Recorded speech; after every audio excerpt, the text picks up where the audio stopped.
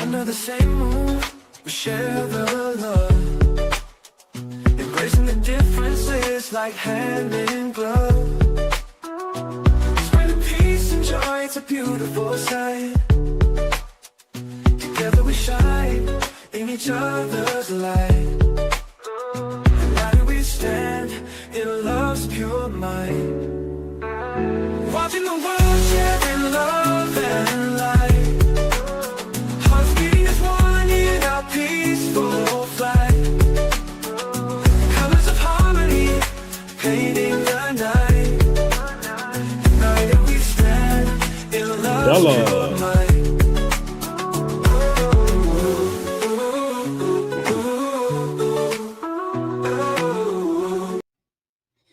Good evening, everyone. Thank you for tuning in. We have quite the show tonight. Tonight's going to be a long show. Hopefully, for those of you who get a chance to tune in live, well, welcome in. We're going to have a good time. It's not the best subject in the world, but I think we're going to have a great discussion.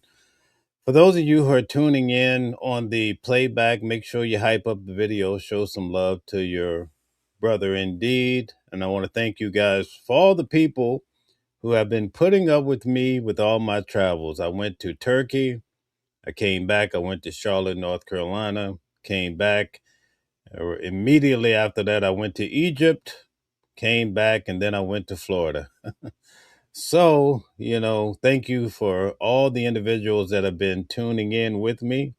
But now I'm more consistent. I'm here, not a lot of traveling. The only traveling that I have coming up is going to be Chris Brown's trial. I have to go to Little Dirk's trial that's out west in California.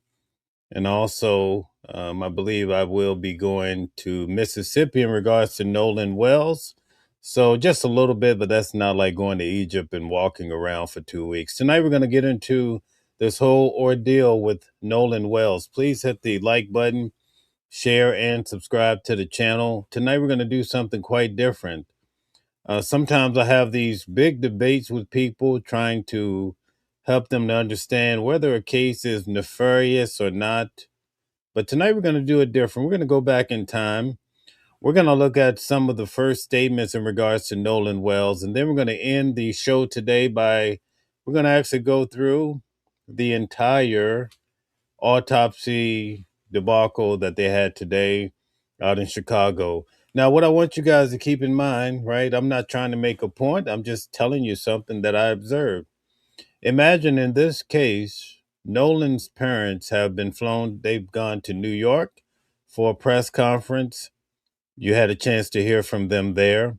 Also at the funeral back in Mississippi, you've heard from his family there. Now, today, you see his family. They went out to Chicago, and we had a chance to hear from his family there. So I'm just making a note that his family is doing quite the tour. We haven't seen this before in regards to any case. I find it when you're talking about putting eyes and ears on a case, I would say this is champagne. We haven't seen it at this level before. Not in a negative light, but just something that we haven't seen. They've been to New York. They've been in Chicago. So this is intriguing. Today, we're going to get started off. Remember, a lot of people don't realize, right? Because I want you guys to take notes. Today, instead of me trying to make points anymore, if you don't mind, take out a white sheet of paper. I know you're going to get tired of hearing me say that. Take out a white sheet of paper, and we're going to actually take notes. I want you to compare what the guys who showed up and found Nolan's body, what they're saying in connection to what Ben Crump has to say and what the sheriff has to say. That's the way we need to approach these cases. Now, it's going to take some time. We may take 3 hours tonight, but listen, I'm here for it. We're going to get through it. If you don't want to watch it now, maybe you could watch it later. But we're going to start off. A lot of people don't realize that the Cajun Navy were very instrumental in trying to help search for Nolan. Quite a few people don't realize this. What I want you guys to pay attention, we have two things at the same time that exist. On the left-hand side, we have Nolan's parents. They're working with the Cajun Navy. This is just observations. I'm not giving you an angle, but I'm trying to help you guys to understand the case, right?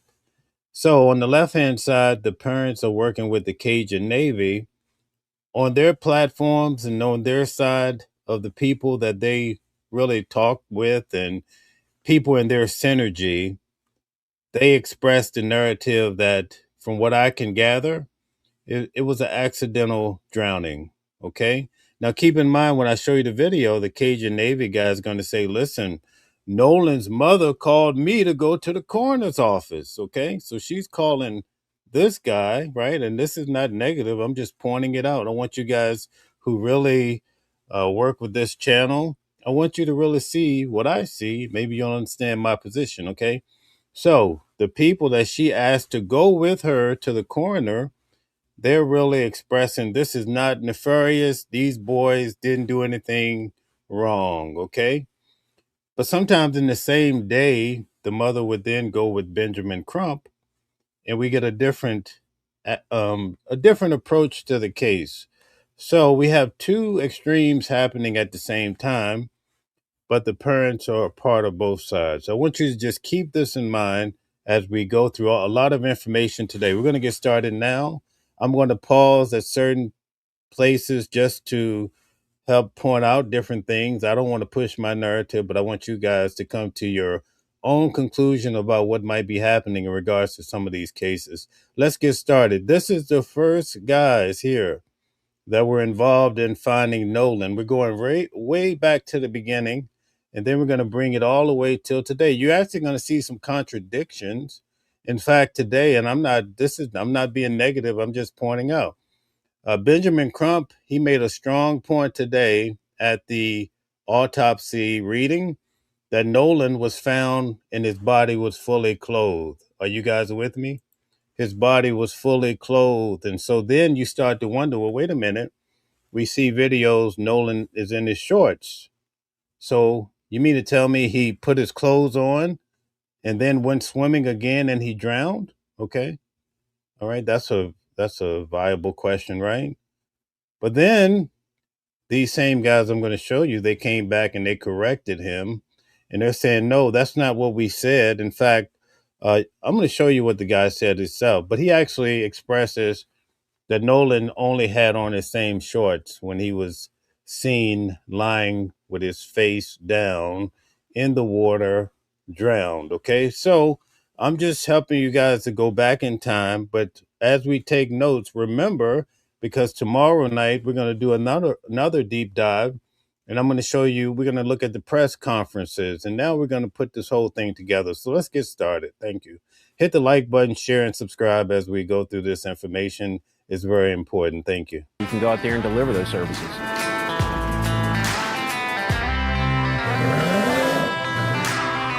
Welcome to Shrimp Boots, the official podcast of the United Cajun Navy, which started out as a routine search and rescue. These are the guys that found Nolan, so pay attention to the details they're saying. If you want the truth and you want to get an idea of what's happening with this case, I'm going to show you the way. Let's check it out. Rescue call turned into a national news story and the unfortunate death of an 18-year-old football star in South Mississippi. So Josh, July 4th, we think we have the day off, but we get a call. Young man's missing off of Horn Island. So again, this happened on July the 4th, right? In Mississippi. You eventually got in touch with the mother. Let's take it from the top. Absolutely. So July 4th, right? Everybody's out there doing their thing. You know, I live out on the river, so I know what to expect sometimes when people party on that river. Start getting phone calls, frantic messages on social media, help, help. By the way, comic poet, that's exactly my point, that they were able to make the correction. All right, let's get to it. Help, you know, my cousin, my friend, and then, you know, I dig into it a little bit, give yourself and Todd a call, said, hey, we got a hot one. Reach out to the mother reaches out to me. Okay, so the mother, it's very important that you know this. The mother reached out to the Cajun Navy the same day that Nolan went missing, right? This is a rare occurrence. A lot of people don't even know about the Cajun Navy, but in this case, she reached out. And it was bad. It was, you know, your gut just drops. Yeah. So got that phone call, had some communication with mom, started asking her the tough questions, you know, and unfortunately, sometimes those questions are, they're not nice or friendly. And I told her, you know, from the beginning, pay attention to the questions and the answers. hey, I'm going to ask you. In fact, I want you guys to write it down. Some stuff about your son. I just need the truth because it helps us, you know, find out what's truly going on. And it's, you know, 18 years old. Has he been drinking? Do you know if he's drinking or the previous day? And yes, but I also asked her a question that Okay, so according to him, the mother said that Nolan was drinking. Very important that you note that. was very interesting. I asked her if he could swim. And yes, he had taken swimming lessons as a child. Yeah. Extremely athletic. Could he swim? Could he swim? Yes, you need to write that down. Note that. Yeah, definitely. You know, 6'1", 180 pounds, good shape, playing junior college football. He's 6'1", 180 pounds. I want you to really process that thought. And when it comes to, that's going to be very important when we hear about how his body was discovered. So he's 6'1", 180 pounds. Remember that. Note that. Was in the middle of training. Matter of fact, there was some talk about how he wanted to kind of take it easy because he had a Monday morning workout he wanted to be fresh for and all that kind of stuff. It's a shame. Every story. So Nolan was anticipating Monday morning. He had excitement on the way, right? That's a key point. Story that I've heard about this young man was good. Yeah, he's a rock star. Absolutely. Tons of friends, tons of everybody in the community knew him. I got a lot of people I personally know from that part of the coast who had children his age. They'd known him since they were little, talked about how bubbly and kind he was. And it's like, man, to know this kid's a love him, please find him. And okay, we're going to do our best. Absolute stud on the football field. Yeah. Quarterback just, in high school, wide receiver for college, right? So he just played all-around athlete. D2, I think that's played Division II. Southwest, yeah. But with some aspirations and some potential of being a D1 athlete. Yeah, right? Transfer up. Yeah. And again, it's hearing these stories just about the kid, about, Nolan. There was one story in particular that, really said a lot about the person that he was. A good Samaritan, and really had a good heart. At one point in school, there was, what I like to call an exceptional child with some learning disabilities. And Nolan had everybody in the class not raise their hand, so this kid could raise his hand and answer the question, right? So it's just a feel-good thing, and it makes me learn a lot about the person and then about the crowd he hangs out with. Right. Doesn't take away from the mission. So in a way, this is reminiscent to Carmelo Anthony, how the family came up with one of the stories about how he saved the girl's life. So in this case of Nolan, you hear about some of the great deeds that he did, right? Actually adds to the mission. So again, got the phone call from the mother. We put action into play really. Two very different cases. I want to make that clear for some people that'll run with the narrative, but it's just reminiscent. We hear the good story. Really quick. You were there. Yeah, so you were on the coast. We'll just go with the timeline, talk about the call on 4th of July. That was Saturday night. By Sunday morning, there was kind of no new news, and we had a couple of our... So, for those of you who might be new to this case, make sure you write down that the call came in. They were reached out to on the Saturday, 4th of July in the evening. Mississippi chapter volunteers reach out, say, hey, I got a boat, I got a drone. They went out there, they canvassed the island, they physically went on the island, flew the drone, ran a grid with their boat, put the drone up, looking in the water, looking over land. Even went to the center of the island where they had the lagoons and stuff. They sent me pictures saying, hey, look, there's cat. So I want to stop here and tell you guys, this is very important, right? They didn't just walk on the island looking for Nolan on Sunday. You heard what he said? They did a grid. So in other words, they really covered square by square, not only the water, but they searched the island quite well. Okay, that's going to be very important when you hear about what happens the next day on Monday when Nolan pops up. Pretty much people are like, how did he show up here? Okay, so let's make sure we understand that on Saturday, they're thoroughly looking on the island and throughout the water for Nolan. There's thorny brush. There's no way he walked over here barefoot and fell in the lagoon. And so they spent the better part of the day out there, called it quits when the weather picked up, and that's when we huddled that night and decided, hey, it's time to go to the air. So we decided to put a bird up on. So they really exasperated the land and the sea, right? I showed you guys about 5 days ago the GPS, how the boat took the route. So those of you who were here, maybe at that time, you get an idea of the layout. And I even showed you guys the island by means of video. So all of this now we can put it together. But this is Sunday. They're searching for Nolan, land and sea thoroughly. No Nolan, right? Notice what happens on Monday. On Monday morning, July 6th. Yep. So And, we had, so it was a donated bird, actually. Yeah. Donated fixed Another wing. volunteer reached out and said, "Hey, I got a plane in Gulfport. Happy to go fly." I'm like, Nice to have you here, Cozy Bella. Welcome in. Please think about subscribing to the channel. Shout out to Matt. Thank you to Comic Poet and so many people that are here today. Thank you. Shout out to Stella. "Yep, that's you speaking my language." So we met up at First Light. Wait, let's talk about this plane, because I was going to go too. And Technum? it said experimental aircraft. So, So, dude. So just to wrap this up a little bit so they searched for Nolan all day Sunday. The sea, they checked out the island, no Nolan. So they said, hey, listen, we have to take this to the air. Let's work on Monday morning putting an airplane in the sky so we can get a better view and hopefully find Nolan. I don't need that. for those of you that don't know, experimental, the classification of experimental is either experimental or... And this is the real first reporting that we really get. These are the guys that actually were there searching for Nolan. These are the guys that the mother was actually reaching out to, trying to find her son. Okay, so it's very important that we process what they're saying. certified.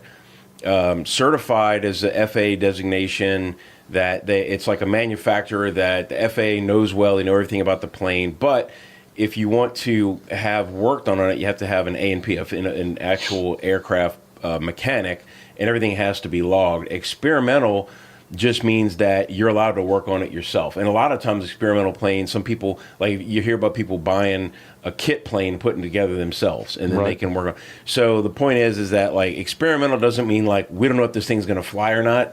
It just means. So this is the Cajun Navy. They're explaining how they were able to get some volunteers that are willing to help them get into the air on an airplane and look for Nolan. Means that you can experiment with it. You can enhance it, all that. You don't have to log everything and get permission from the FAA. So having known that, I was not at all concerned about. And the Technum, the Technum 2008, and there's several models of the Technum. They just came out with a new 4-seater that looks pretty badass, but it's got a Rotax 912. Those engines go into a lot of newer planes. They're very fuel efficient. They run really well. I wasn't worried about it at all. And they cruise at about 130, 140 miles an hour. No, we weren't going that fast, but just, Right. I didn't mean to turn this into a plane show, but anyway. So You were starting to remind me of the guy who put a third of a tank of jet fuel in his little Kia and hit 135. Right, that's all the rage now on Facebook. Right? Yeah. Let those challenges keep happening.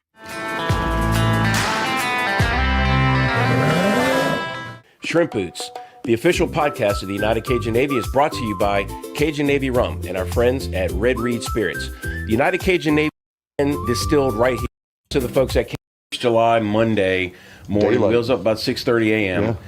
And we decided that we were going to fly. So Monday at 6:30 a.m., this is where we're picking up now. Still no Nolan. They're still searching for him, but they're trying the airway. Fly south, got clearance on runway 14, so we're already facing that way toward Horn Island. We go over Horn Island, all the way south to Chandelier. We start, traversing back and forth, over towards the northeast corner of Ship Island, and then we're looking at the northwest corner of Horn Island, which was the last place that Nolan was seen by an eyewitness.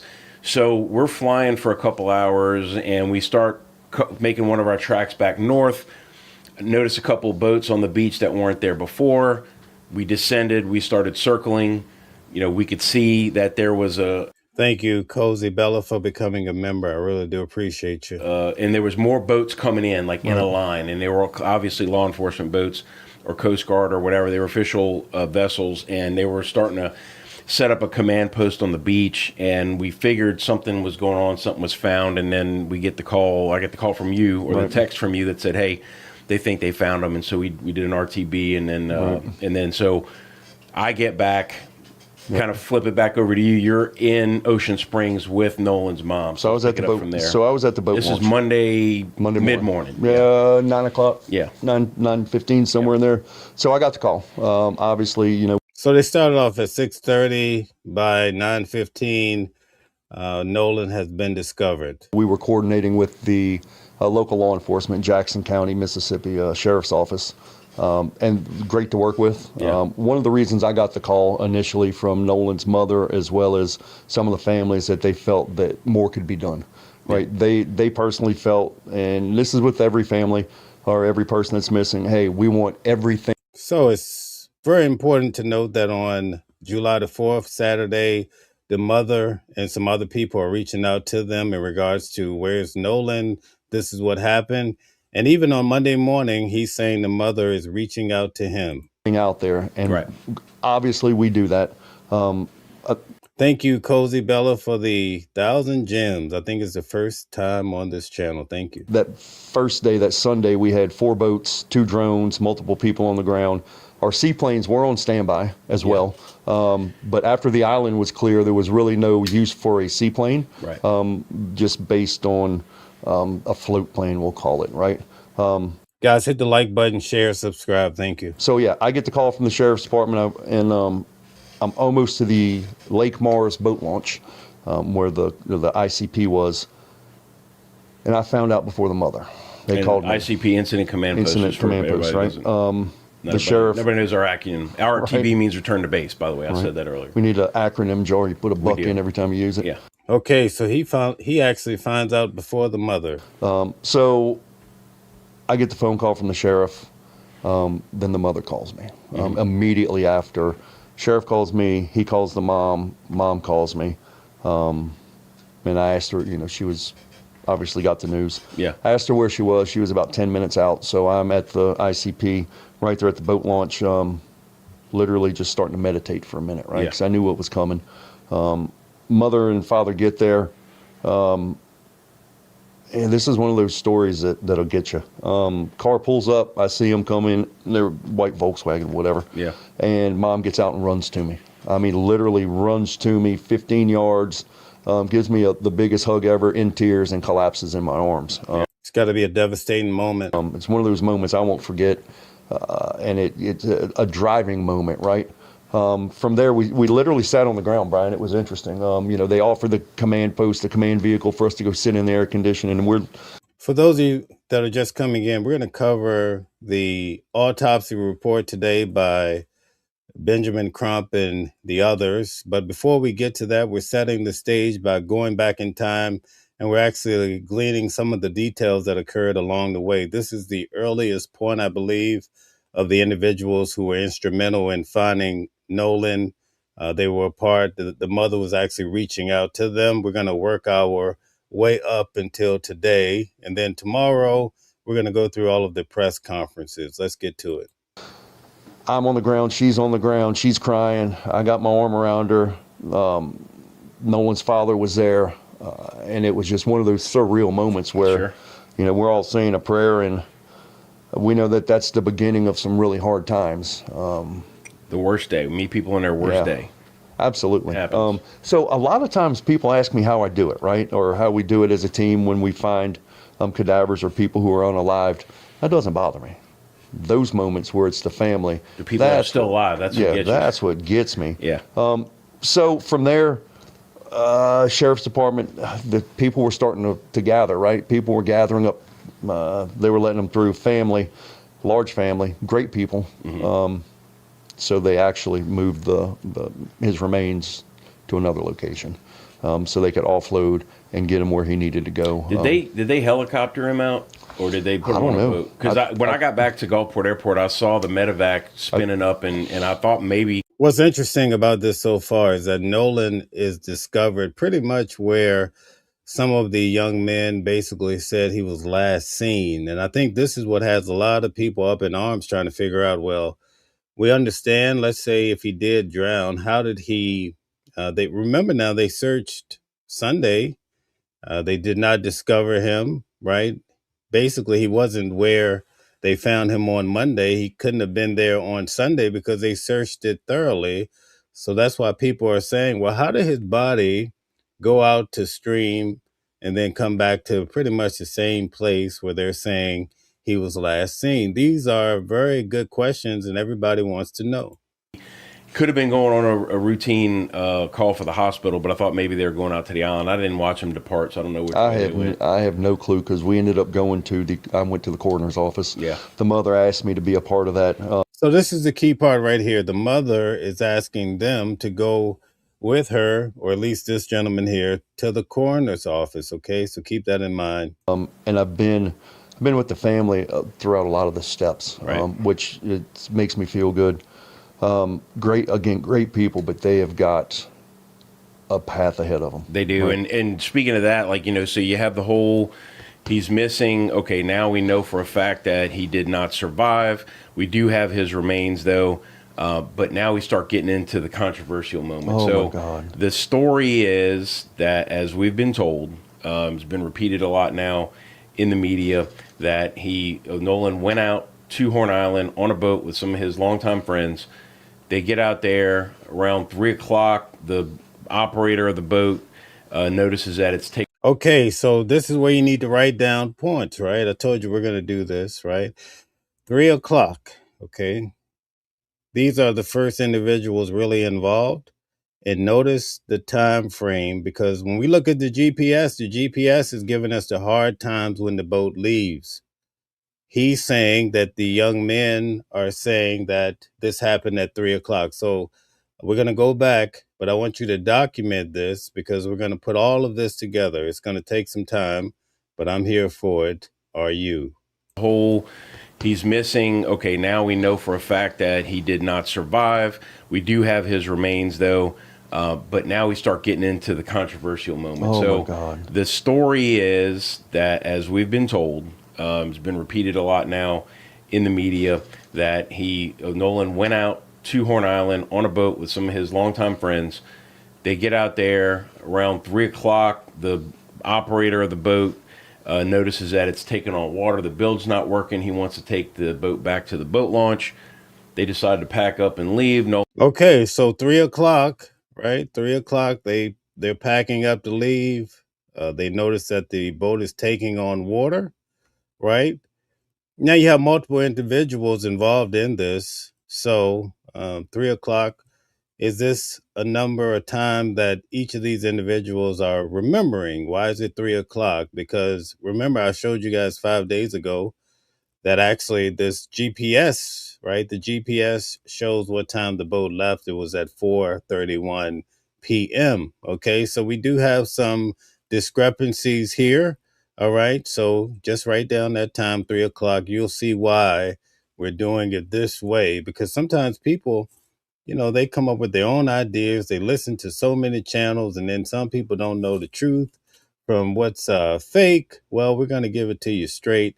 You get to go back and listen to people who are actually involved and put all of this together. And we're going to do it in a very judicious and intelligent manner.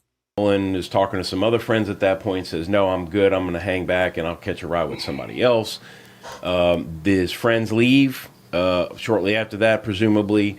There's another report that another friend of his saw Nolan closer to 4 o'clock, still on the island, talking to a different group of friends. Yep. Didn't hear anything. I haven't heard any credible eyewitnesses who saw him after that. So let's get this pinned down a bit here, because this is very important.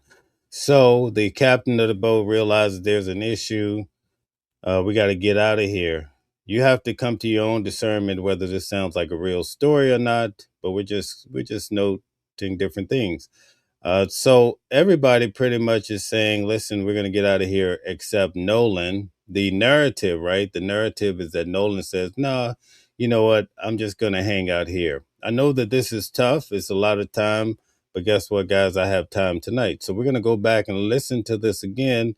But this time, when you take your notes, right? This is what I do in court. You guys get an idea. I want you to kind of envision what's happening here, because I already went over the GPS with you guys previously. Already we see discrepancies. Now, we're not imputing bad motives. We're not pointing fingers yet, but we're just putting the facts together so you can see if it makes sense. Let's go back again and spin it.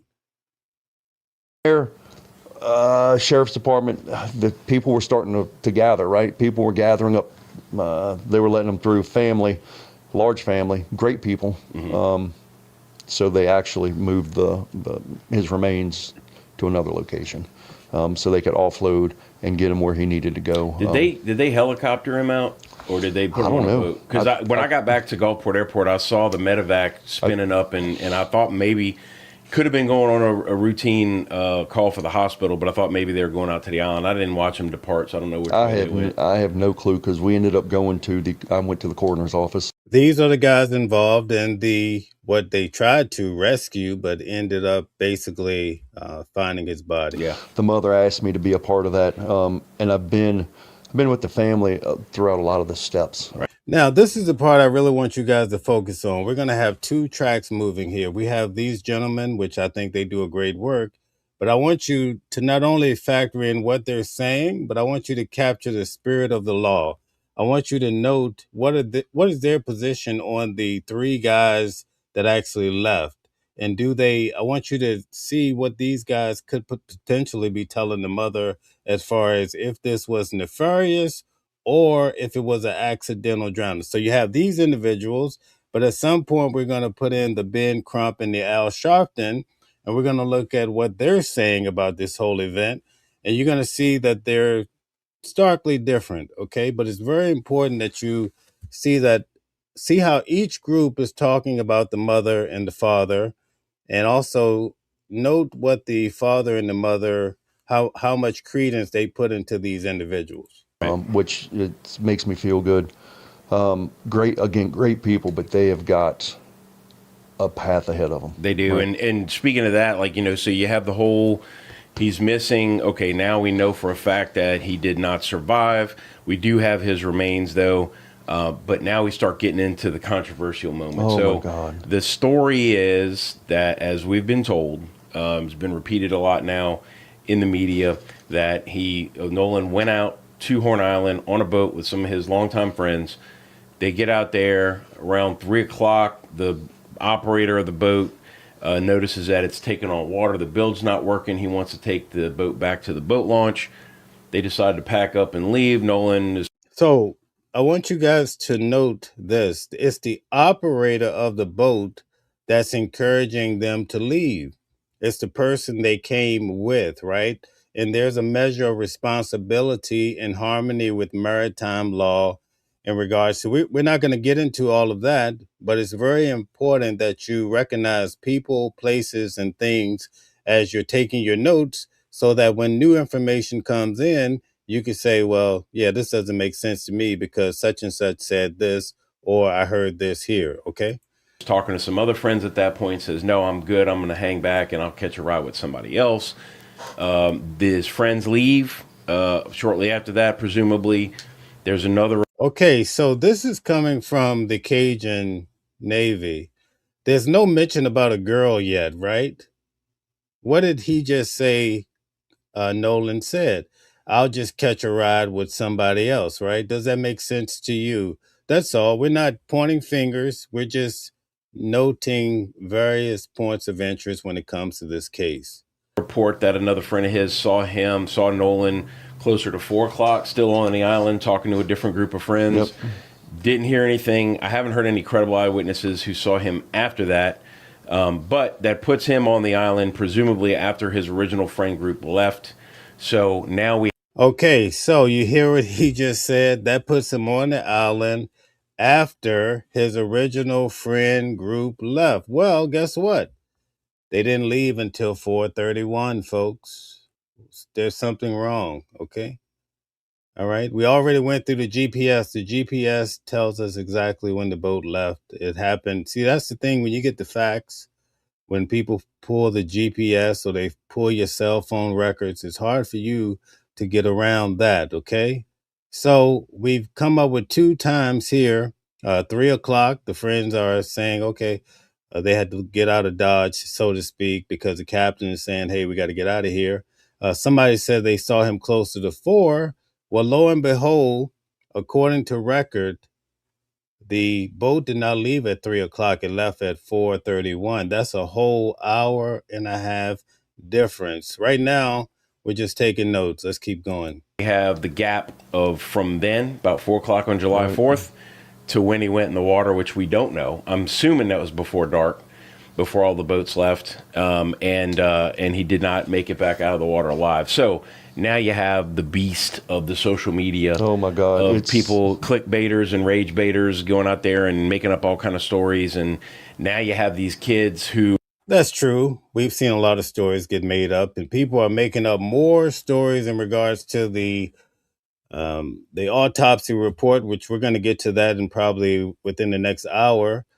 So we get that, but that's the reason why we're going through this, trying to find the facts. Who are longtime friends of Nolan's who are getting death threats. Absolutely. It's compounding their already shock and grief over the loss of their friend. Probably feeling partially responsible, if not, just guilty anyway. Just like, man, I should have just made him get in the damn boat. Say, man, we came here together. We're leaving together. It's bro code. And I'm not blaming the kids. I'm saying, like, I mean, if you're, especially if you're nervous about a boat taking on water, you're like, look, we got to go. You're a grown man. I can't make you come, but like, we're leaving. You got to make sure you get your way back. So that, and again, I'm not trying to make up facts or scenarios here. This is what we've been told so far. It's going to be thoroughly investigated. There's a lot of eyeballs on this. The story will come out. Hopefully some more consistent stories will come out that'll make a little more sense than the ones we've heard. I've heard so much, and I'm gonna put it like this. Yeah. I've heard so much bullshit. Yeah, there is a lot of bullshit out there. Let me put it like this. Number one. Okay, so this is the part where you really need to understand, right? Because again, I'm not trying to make this a race thing or anything like that. But what I'm saying is you have two different tracks, and the parents of Nolan is dealing with both of these tracks, and I'm only pointing out these two. So I want you to pay attention to what he's about to say and his whole position on, remember, they've coined this whole thing as the internet, right? Social media, okay? And that there's a lot of stories being made, okay? So the mother is kind of in between, and the father is in between this group and also the what I would call the Al Sharpton and the Crump group. Okay, so all of this information is being processed, but I want you to really understand how they're perhaps navigating through it by listening to both sides. We're going to do that. To the people out there that are calling me a racist, I'm the farthest thing from a racist. Number one.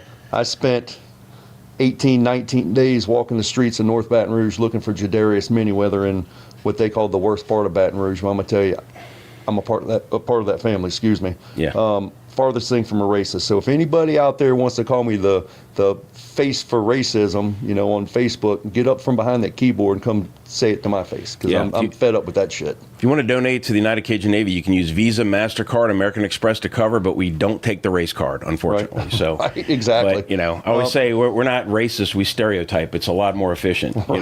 So, we can be judgmental. There ain't no doubt about it. But that's human nature. So here's my thing: but races ain't it.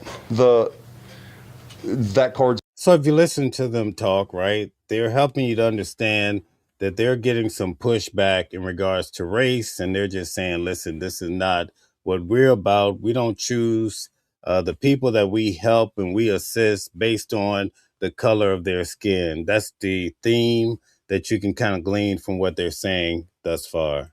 Being played out there, right? Yeah, and it's being played by people looking for likes and clicks, right. Trying to get, the family, number one, they don't need it. Family doesn't need it. They've turned social media off. Good for them.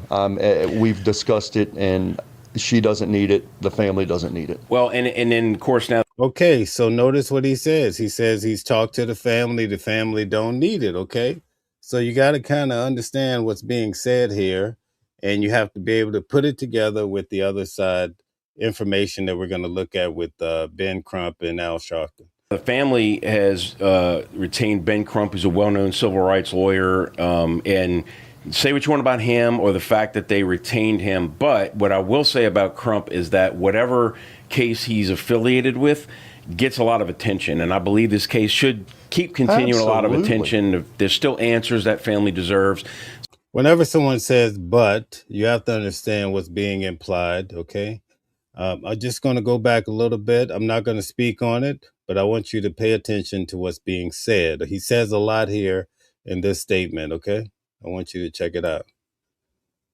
Retained Ben Crump, who's a well-known civil rights lawyer, and say what you want about him or the fact that they retained him. But what I will say about Crump is that whatever case he's affiliated with gets a lot of attention. And I believe this case should keep continuing a lot of attention. There's still answers that family deserves. So I'm not begrudging of that. But one thing I will say that the statements that the family has put out, I think have met the moment. Yep. As far as the public and the community is concerned. Like, let's wait. And I thought the statement the local NAACP put out over there was very responsible, saying, we're watching. We have eyeballs. We all know what our job is. We're watching this. We're not letting it go. But let's wait for the facts to come out. Let's not jump to conclusions, start accusing people of stuff. Thought it was a good job by them to not fan the flames. And so I spoke to the mother today. See? So they're promoting wait on the facts without trying to jump to conclusions about this case. Let's see where the facts lead us. It's very important. This is how they preside, or this is how they lead. Okay, pay attention. Yeah, okay. On our way to DC. We're recording this here on July. What's today? Thursday, July the 9th. The 9th. Yeah. So I spoke to Mama today, and I speak to her every day. Yeah. Just to touch base with her. Okay, so visibly you see more of the Ben Crump, right? But notice, I just want you to notice what he's saying. He speaks to the mother every day, okay? And we also note his position. Their stance on it is more of a let's wait and see attitude. 3 calls in a minute. You got to work on that racism. Right. Yours, yeah. Oops. So I have 3 calls I make every day, right? Chadarius's mom, Aquarius. Yeah. Whose son is still in the landfill. Right. Right. So a month later, we'll get into that one in the next show. I've got Miss Christine, whose son just passed away. Right. And then I've got another parent. I don't want to discuss it. I call them just to check on them to see how they're doing. Right. Yeah, I'm not a racist, but anyway, so that bullshit that's coming out, and look, again, it's rage baiters. All of this information is very important as we put all of this together. You'll see by the time we get through all of this, you'll understand this case at a higher level. Instead of just jumping to conclusions like most people just making up stuff, you'll be able to actually articulate various things about this case. Race baiters, whatever you want to call it. Color, creed, sexual preference, religion, political party, I don't care. We don't care. We're going to look for whoever needs to be found, right? Right. So some of the stories that I've heard, and let's talk about some of this well, it's crazy a good time rumor. to point out that United Cage Navy is an organization. We don't make anybody fill out an application in order to get rescued or to get help. No. We don't have any box checking. If you know how to use the internet or a phone, you can find us, and if we can help, we will. Absolutely. Some of the rumors that are out there, there was an altercation. 18-year-old boys, bunch of boys drinking. Okay, there might be an altercation. Nobody died. Nobody got shot right there. Right. Now, he already substantiated that the mother said that the son was drinking. Nolan was drinking. Okay, so we picked that up from him right from the offset. All right. So I want you to focus on what's being said now. You know, at this altercation, this fight, because there were some videos of some people chirping. Right. I don't think Nolan was involved with that from the videos I've seen. I was told that it didn't have anything to do with him or the group he was with. He was just in the vicinity of it. And again, he had an affinity. Okay, so this is where it gets to be. I want you guys to pay attention, right? As far as, remember when the video was introduced, as far as the argument about the cell phone, right? Remember where that came from. But I want you to also note what this gentleman is saying, right? He's saying that he don't think it had anything to do with Nolan, okay? So this is different. We're getting 2 different sides here. It's very important to understand that. That's the main point of this. To try to break up fights. Yeah. So if he was in it, he was probably trying to tell people to calm down. Hey, chill out. You know, y'all go your own ways. Right. Also, it's not hard to understand. Listen, it's a video. You can hear a young man talking about his phone. If it's the mother or father, all you have to do is push play. Is that your son? Is that your daughter? A mother knows, a father knows. No, that's not. The case is over, right? I mean, as far as the whole debate, it was this Nolan, right? Just play it for the parents, right? It's just very simple if you really think about it. That he got lost on the island, that he went swimming trying to reach a boat, that there was a boat. I mean, so much stuff. And then you get into the truly hateful thing. So there's narratives going that, now keep this in mind, this is going to be very instrumental. You notice he said there was a narrative that he was left behind and maybe he tried to swim to a boat. That's where this came from. This is one of the earliest points that we get that narrative. I want you guys to pay attention because it's going to prove instrumental later. Things that, hey, there's some stuff. There was a rumor once or twice that I heard he got on the boat and they pushed him off the boat and they hit him in there. Bullshit. They need to stop that. Right. Okay, so you hear what this side is saying, right? Now, he told you he talks to the mother every day, okay? Notice his position. He said that's bullshit. All of these narratives about Nolan being pushed off a boat, all right? So I'm just going to back it up a little bit because we have two different sides, but the parents are in the middle of both. I just want to make that clear, okay? Check it out. I'm going to go back a little bit. From the videos I I've was seen, told and I that, believe that he it wasn't. didn't have anything to do with him or the group he was with. He was just in the vicinity of it. And again, he had an affinity to try to break up fights. Yeah. So if he was in it, he was probably trying to tell people to calm Right. down. Hey, chill out. You know, y'all go your own ways. Right. That he got lost on the island, that he went swimming trying to reach a boat, that there was a boat. I mean, so much stuff. And then you get into the truly hateful things that, hey, there's some stuff. There was a rumor once or twice that I heard he got on the boat and they pushed him off the boat and they hit him in there. Bullshit. See, he says that's bullshit, right? He's not buying these conspiracy theories or these stories that are floating. Remember some of the stories that we've heard about some ladies came out and they spoke to the person that transported Nolan's body and he was burned. You remember all of these different scenarios that we're hearing, right? Well, he points out one that he heard and he says bullshit, right? They need to stop that. Right. The family doesn't need it. The community doesn't need it. And I'm going to say this, us as Americans don't need it because it's nationwide. Yeah. And there's death threats that are going out. There's just some hate speech that's going out. And it's from both sides. It's not just black towards white. It's white towards black. I mean, there's some retaliatory comments, and we need to stop it, right? Period, point blank, stop it. I'm hoping that Crump stops it. I'm hoping that Trump stops it. We just need to all get along. So you say he hopes that what? Trump and Crump stops it, right?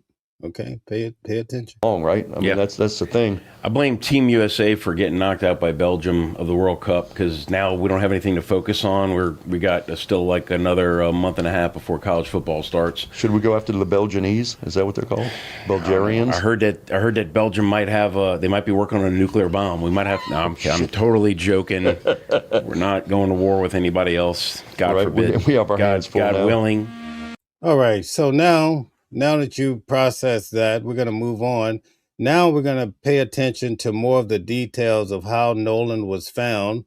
We're going to find a contradiction to what we actually heard today in regards to the autopsy. We're going to get into that and see how that all played out. Involved when the body was eventually located and found.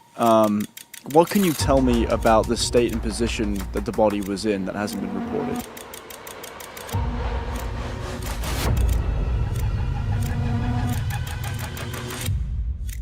Hey everybody, it's Jackson Buhai here with In the Know. I'm joined today by Brian Trasher. He is the VP of the United Cajun Navy and participated in the search for Nolan Wells. He's here to give us his version of events today. Brian, thank you so much for joining me. Yeah, thanks for having me on today. Before this interview started, you started to get into the sequence of events surrounding, from when Nolan Wells was first reported missing to you getting in your... All right, so what's so important about this particular case?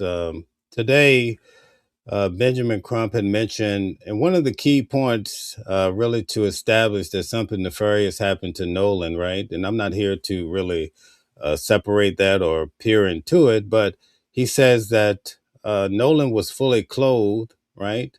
Now, this guy is a key ingredient because he was actually an individual that saw Nolan as he was lying out there in the water face down. So we have to put all this together. It's all going to come together as we watch the autopsy report We're going to watch that together The next. plane. Can you walk us through what your story is? Yeah, sure. So it was kind of late in the evening on 4 July when we first got a call. I think the first dispatch came in through one of our channels, through either a family member or family friend of Nolan's, who ultimately put our incident commander. So the other guy, he explained who actually reached out. The mother reached out and some other people too.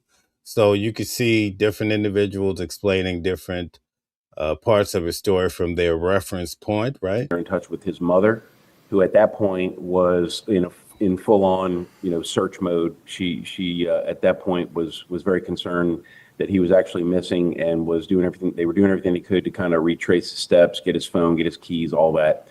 So really, it was the next morning when we were told that. The real question is if the boat, the first guy said at 3 o'clock the boat left. Okay, that's a discrepancy. We need more understanding. But if the boat, according to the GPS, left at 4:30, and the mother is reaching out and they know that he's missing, the question is, what time was that? Right? What time was that? Because we know that all of this is happening on July the 4th. But if the boat leaves at 4:30, that sounds, it's getting close to dark. So we need some understanding as far as the exact times that these individuals, what alerted the mother so that she can reach out to the Cajun Navy on the 4th and not the next day. There's something here that's not being explained. We're going to get into all of this. That there was going to be another boat going out, possibly containing some of Nolan's family. I'm not sure what the details were of that in the morning on 5 July. That would have been Sunday.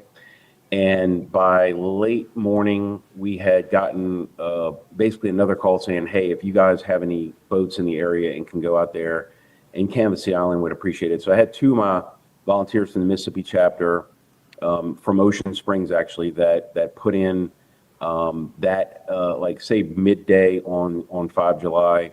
They went out to Horn Island. They went on the island first, took a drone, looked around all over from an aerial view, and then they ran a grid between Horn Island and Ship Island with the boat. Both of these volunteers, one's a rescue specialist, one's actually a member of law enforcement, so they have a lot of experience. And they stayed at it for a few hours, and then the weather started to deteriorate, so they came back in. That's when we knew we were done for the day on 5 July. We made the decision that on 6. So this is on Sunday. They did a thorough search of the interior island and also the sea, and they could not find Nolan. Okay, so now we get into Sunday evening, and they're saying, listen, we need to, as the other guy explained, same company, he says we need to take this to the air, and that's why on Monday morning they had an airplane up. July, if the weather permitted, we were going to put an aircraft up because we were getting further and further away from the last time Nolan was seen alive. So that's when. So the other guy, if you notice in the other video we watched, he didn't really get into the weather. So that's why it's important to get different point of views, because now this gentleman is helping us to understand that weather was a key ingredient for Sunday evening in the search for Nolan. We put that aircraft up. We were wheels up out of Gulfport International at about 06:30 on 6 July. Right. And so, when you first get the call, how did the United Cajun Navy get looped in? Was it through Christine Monsley's social post, or was it after? Was it, through your own accord? Yeah, so the way that happened is, my understanding is that when people started posting on social media about Nolan being missing, that a lot of people started tagging the United Cajun Navy, basically just kind of making us aware that this was going on, and then ultimately kind of sequencing to asking us for help. Like I said, there was an official message. I don't know if it came through our voicemail or through one of our email or one of our social media messaging platforms, but somebody made contact with, and our incident commander, I think, was either monitoring the messages or one of our people monitoring told him about the message that came through. Whoever that person was, it wasn't Nolan's mother, but whoever it was knew her and knew how to get in touch with her, and ultimately put our incident commander in touch with Christine that night on 4 July. I have a question for you. Given the call to the Coast Guard at 11 p.m. So he confirms that they were able to make a connection with the mother on the 4th of July that night. and then the request for help the following day from JCSO at around noon. Did you feel like you were starting this search a little bit later than you should be? There wasn't really there wasn't anything that we could have done on the night of July 4th, to be honest. But also, too, we at that point I still didn't know. I'll put it this way: on July 4th, when I went to sleep, I didn't know if they had finally gotten in contact with Nolan, if he had come home, if they had found out any new information. It wasn't until the morning of July 5th when I learned that he was still missing overnight. And that's when I became very concerned that, okay, he didn't come home all night. That's a bad sign. And so it was that point when they started calling for all hands and said, okay, we'll put a boat in the water. And then that led to the activities of our search crews on 5 July. Can you talk to me about the water conditions? What did the water conditions look like that night from where you were? You're talking about the day he went missing or the day we started searching? The day you started searching. They were pretty similar to, for most part of the day, they were pretty similar to the conditions on the 4th of July. They were fairly calm. It was. So he's saying the waters were fairly calm. So you want to make a note of that. He says similar to July the 4th, the day prior. Strong currents, but not really big waves, not a lot of wind. It was very hot. Water temperatures were upper 70s, low 80s. Toward the late afternoon, a little front moved in from the west, and presumably it chopped up the Mississippi Sound at that point. But again, our guys aborted when they saw that weather coming. So that was probably like by 3 or 4 o'clock the afternoon of 5 July is when they had to abort that search. And then that night when I huddled with my team, that was when we made the decision that, putting out another boat on Monday, presumably with the weather clearing up, was really going to be futile because, at this point we're getting too far away from the last time he was seen alive. So we needed to cover more ground quickly, and that's why we had to use an aircraft. You were involved when the body was eventually located and found. What can you... So this is the key part. I want you guys to note how he describes the body as it was found. That's going to be very instrumental. Tell me about the state and position that the body was in that hasn't been reported. Yeah. So again, just to put it into perspective, it was. I'm told it was about 08:45 on 6 July when a park ranger. So he's discovered around 8:45 a.m. Remember now, you go back to the previous guy. He pointed that they arrived Monday morning roughly around 6:30. Okay, so everything is jiving to what we gather from these men, same company. On Horn Island discovered the body, called it in to law enforcement. We had myself and the gentleman who donated his plane that day out of Gulfport. We had been flying for about 2 hours at that point. We were making a track going from Horn Island over to Ship Island down to Chandelier Island, which is south of both of those islands, about another 30 miles. So we were coming back up north towards the northwest tip of Horn Island when we noticed there were boats in the center of the island where there's a lagoon. And then we saw some boats approaching the northwest tip. And then when we got closer, we noticed there were 2 boats already parked in tandem on the beach.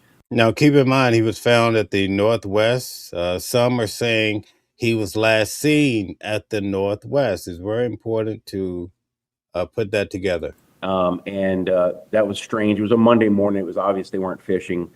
So we descended and to about maybe 450 feet, 500 feet. And we could tell it was law enforcement boats, law enforcement personnel. So we descended maybe another. So just for those who may not be aware, they were at a higher elevation. They descended down once they saw the boats that looked like police officers or what have you. And they were able to get a closer look. They were able to see Nolan as he was lying there face down in the water. 100 feet or so, circled around. And that's when I saw a law enforcement presence gathering on that northwest point. And then I noticed that there was what appeared to be a body right at the shoreline, laying face down on the sand. The implication is that this body... Okay, so this guy is saying on the sand. All right, so let's make a note of that. had washed up, unfortunately, on the shore. That's what it looked like to me. Yeah. Did you see any visible injuries or anything that you can speak to at that distance? No, from So I would make a note. The individual was there. He clearly says Nolan was face down on the sand. A lot of people are saying he was in the water. So that's a discrepancy there. So make sure you write that down on your white sheet of paper. again from that height, right? So it's best I can do. The description matched Nolan Wells. It matched the area. It was the area where we were looking. So I had good reason to believe, even before I heard from the sheriff's office, that it was him. The swim trunks appeared to be similar color to what was reported. Okay, so this is what he's saying. He says the swimming trunks were similar to what was reported. Okay, that's what he's focusing on. He didn't say clothing beyond that. He's just talking about the trunks. And this guy's going to, I believe one of them is going to come back and make a correction today, saying that they really didn't say he had on clothes. He just had on his trunks. So that's why we want to really focus on what's being said here, because we're going to put it up against what we heard at the autopsy today, report the reading. All right. So you'll see that this is a key point here. The one thing I'll say about the condition of the body, and again, I want to stress very. So guys, I'm going to go back just so you could catch this. So we're going to go back to maybe 7:55. Let's go back. Okay, here we go. So I had good reason to believe, even before I heard from the sheriff's office, that it was him. The swim trunks appeared to be similar color to what was reported. The one thing I'll say about the condition of the body, and again, I want to stress very, as much as I can, that I'm. Now, let me prepare you for this. Benjamin Crump today, when he gives the autopsy reading, we're going to go through that next. But he says that Nolan was actually fully dressed, I believe, something to that nature. Okay, so this is the part where maybe this is stemming from. I'm not sure. And this company came out. We're going to look at it. They correct him based on, because I guess Ben Crump is quoting them. But they're just trying to focus on the fact to say, hey, listen, we said we confirmed that he had on shorts and not fully dressed. OK, so check this out. I'm at 450 feet in the air. So I did not have a good ground's eye view look. But normally when a body's been floating, you'll see some bloating and whatnot. He wasn't in the water that long. The water temperature was high. He has a low body mass index. Okay, so the low body mass index, remember I told you guys to write down he was 6'1" and 180 pounds. So see, this is how we start putting facts together. We actually get this from two different individuals, but in the end, you become an expert on it to your own satisfaction. You know a lot about the case. You're not just relying on people to tell you things. And also because we're doing this exercise, when you see a bullshit story on YouTube or someplace, you'll say, oh, you just made that up, because I know what was said. All right, let's get to it.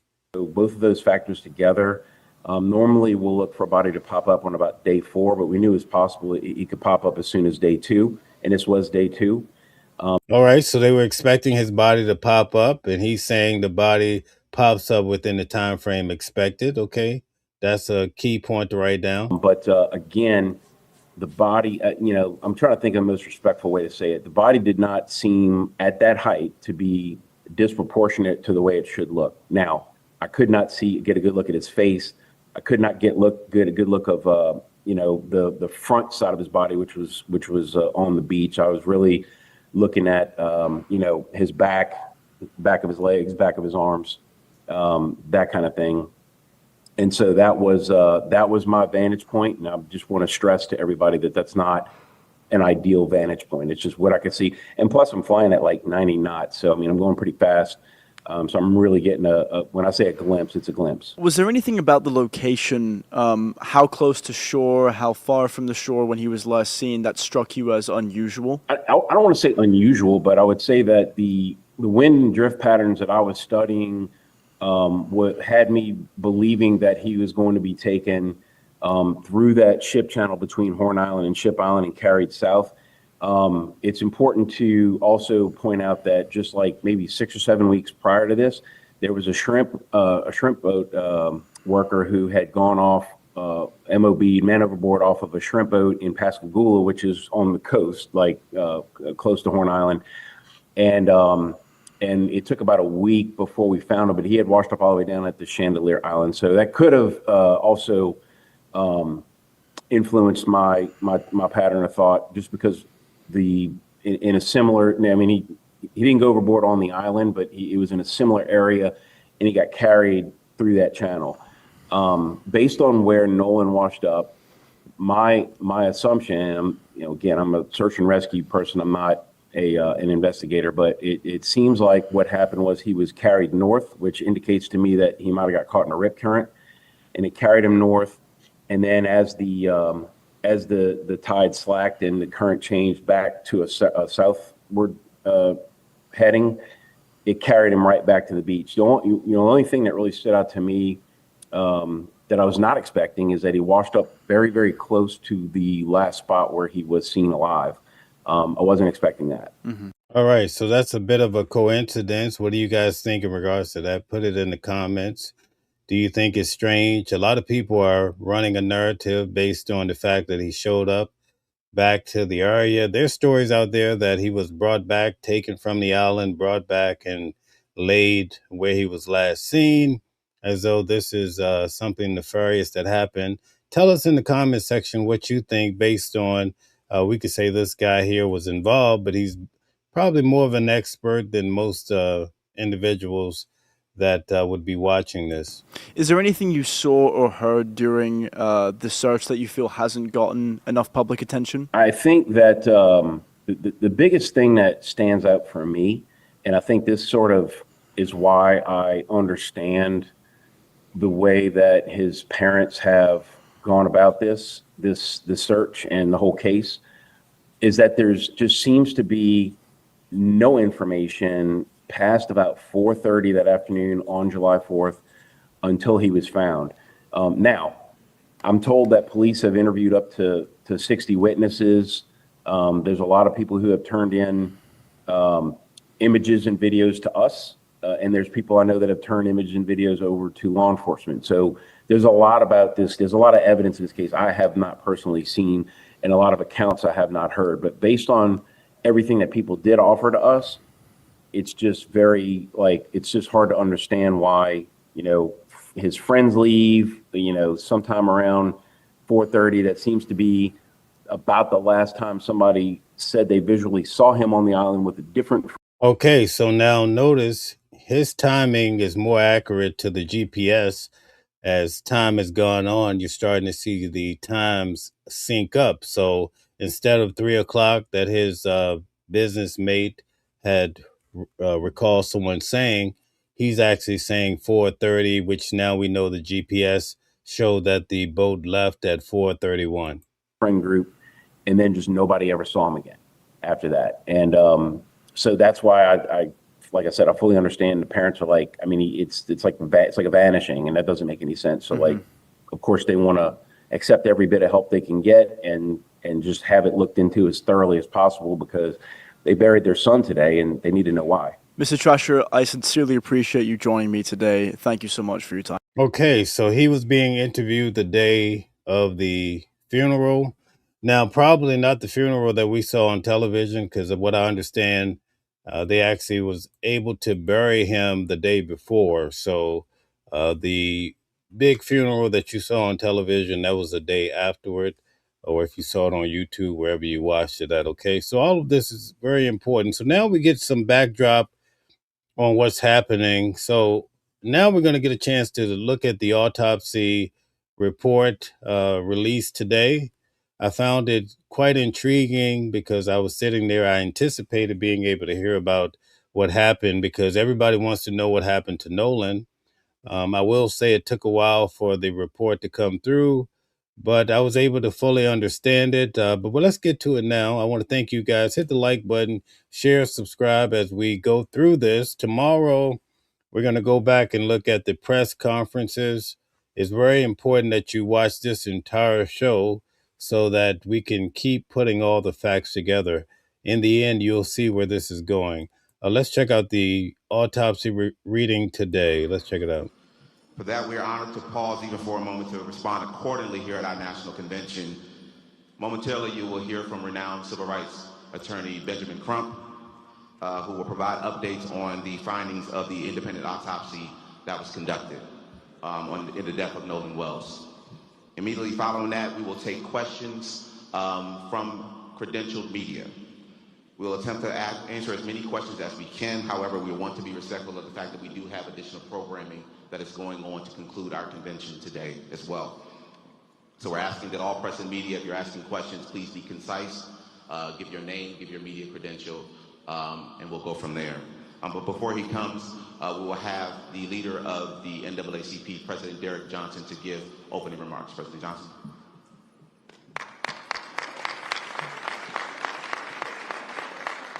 Good morning. Far too often our young people are confronted with challenges, and many jurisdictions and states don't take those challenges serious. We cannot allow another individual, particularly a young black man's death, go uninvestigated. We have seen this happen over the years, not only in Mississippi, but across the country. Now, I want to stop here for a moment. I want to hear from you guys in the audience. We have over 400 people. He says it's under investigated. So far, I think it's fair to say that the state came forward to say, now this is in accordance with the preliminary first autopsy report, that it was an accidental drowning. Okay. So do you think, according to what he just said, that the investigation has been legitimate so far from the standpoint of the state? Okay, do you think the state has done a good job so far in regards to Nolan Wells' case? Put a 1 in the chat if you think so. Put a 2, no. Put a 3 if you don't really know what to think. It is unfortunate that our young people only seek to enjoy life, and as a result of participating in activities no longer have life. For the NAACP, we take this and many other cases serious because every person matters. I want to thank the Mississippi State Conference, particularly Alitra Perryman, for working with the family and supporting the family on the onset. Because it's difficult to lose a loved one, it's even more difficult to navigate a process when all eyes are on you. And the pressure of balancing between grieving and navigating is upon you. And so, for the NAACP family, this is our role, is to step in, to support when the families have an issue like this, and the local officials seem not to hold people accountable. It's unfortunate when you see news reports and law enforcement officials are repeating what individuals are saying as opposed to investigate the individuals who gave you the information, because you don't know who was involved or not involved. And so narrative matters in this case. And we're saying that in Nolan Wells' situation, the narrative should not be it was an accident before there was an investigation. The narrative should not be the words of individuals who went on a boat to the island with him, but they came without him, but with his cell phone, and you don't investigate those individuals. We're not accusing anyone of anything other than the state of Mississippi and local officials. We're accusing them of being derelict in their duties to follow up and to ensure that regardless of what happened, that there was a proper investigation so that this family and that community could be assured that if anyone was involved, they would be held accountable. And if it was truly an accident, that the families will have the necessary answers that any family deserves in this situation. I want to bring to the podium Attorney Benjamin Crump, a friend of mine who have stepped in to take the case and in support of the family to ensure that they get the answers that they deserve and that local officials and anyone involved will be held accountable to this family, to that system, because we are all parents, siblings, to loved ones who should not be confronted with this reality. Attorney Crump.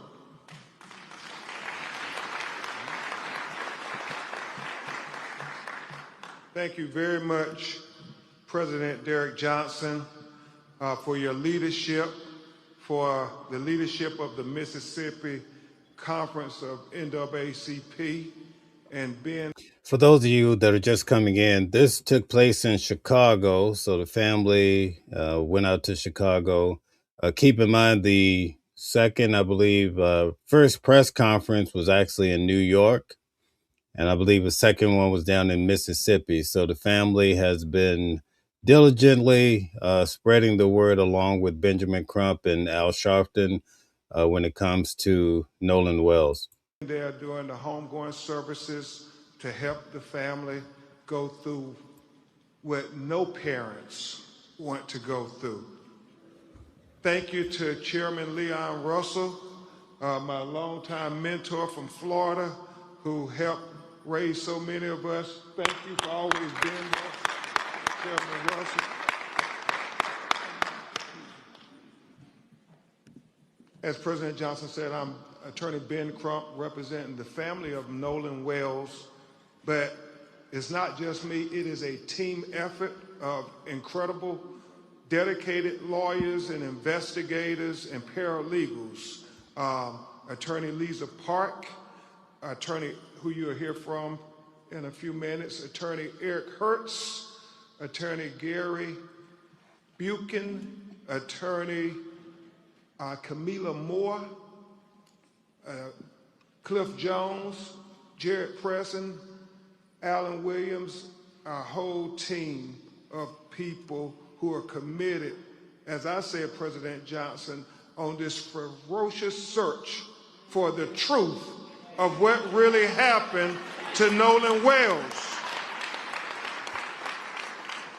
But before we begin to discuss the intricacies of the preliminary findings of the independent autopsy, we think it would be appropriate for you all to hear from the people who knew Nolan Wells best, so they can thank you themselves and tell you about the trials and tribulations that they have been enduring since July 4th. July 4th will never be the same for them. I bring to the podium Nolan Wells' mother and father, Christine and Elmore. Please give them a warm NAACP welcome.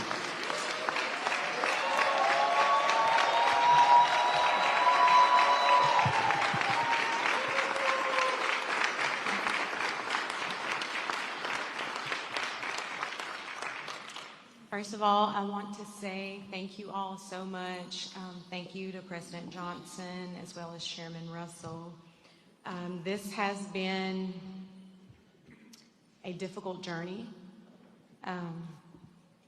Losing a child, it truly breaks your heart. It is a pain that is just, you can't measure it. Especially someone like Nolan, who brought so much joy and light and life to everyone. You don't find too many genuine people like him. So to lose that light at such a young age under these circumstances has been absolutely difficult, which is why we've gone this route. There's so many people out in the public asking all of these questions, but the only question that we have is what happened to our son. That is the only question. We have consistently been degraded by the public. There's been questions about our parenting, our GoFundMe, this, that, and other. I've been called a racist. Now, I just want to break down what she's saying. As far as the GoFundMe, I think they raised roughly, I think they were asking for 850. I think they raised $750,000. So that's what she's referring to, the amount of money that they raised. And also, just to give you a little backdrop, there are individuals that are saying, well, this is all grifting. This was just an accidental drowning, and there's no they're here. This is just all drummed up. So you have people, especially in our country, that are really pushing that narrative in regards to Nolan Wells and his family. And even after this, you're going to have the group of people that say, oh, this was just a waste of time. There was no there. But then you also have other individuals that left. They heard this and they walked away basically saying that his organs have been stolen. And some are even saying that he had trauma to the back of his head. So keep all this in mind as we go through this. I am a healthcare provider, and I take my job very seriously. I love everyone. And it's been difficult for us, but we are leaning into our faith, leaning into one another, also leaning into all of you. There are not enough thank yous, not enough appreciation for what you guys have done for us, and we do. We love you from the bottom of our hearts. Thank you. And so it is our hope that our local authorities will do what they need to do, because us having the preliminary autopsy results and hearing nothing from them, it's heartbreaking and it's concerning, which again is why we are here, why we have asked for this help. So again, thank you all so much for your support. We appreciate you, we really do. It's interesting that she's saying they haven't heard from the local authorities.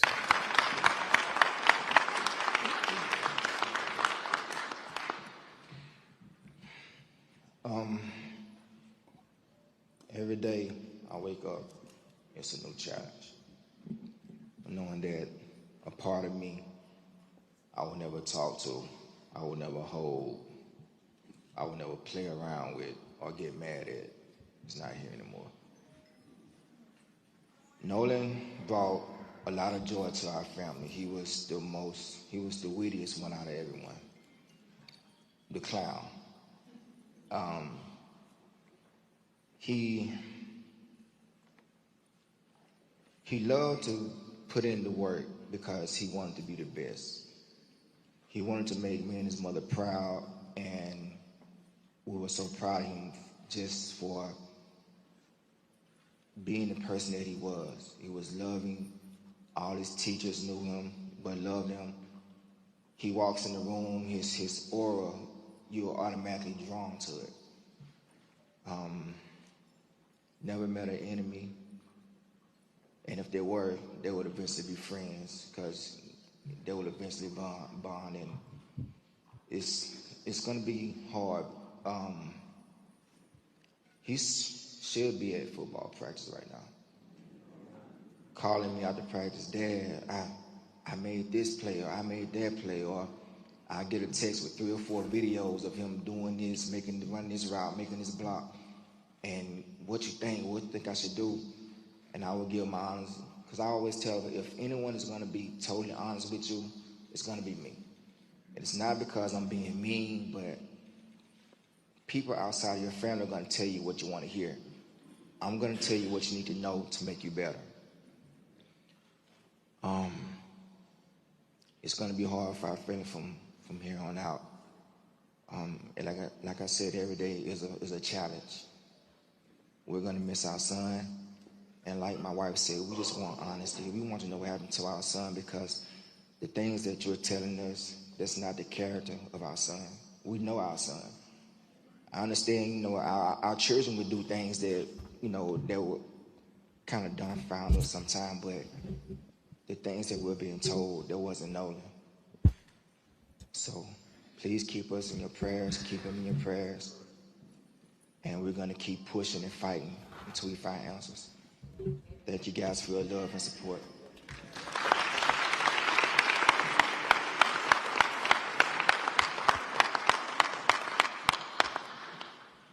Thank you so much, Christine and Nolan.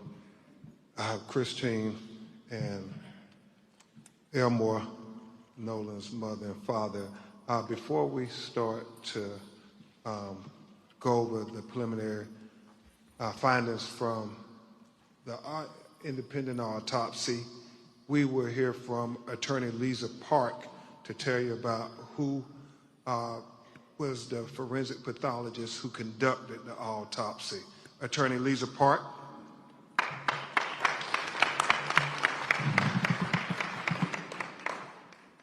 Thank you. Dr. Roger Mitchell could not join us today, but we felt it important before we reveal and unfold this report that you understand who conducted this autopsy. Dr. Roger Mitchell is a physician and board-certified forensic pathologist with 2 decades of experience. He currently serves as the president of the National Medical Association, which is the oldest and largest group of Black physicians in the U.S.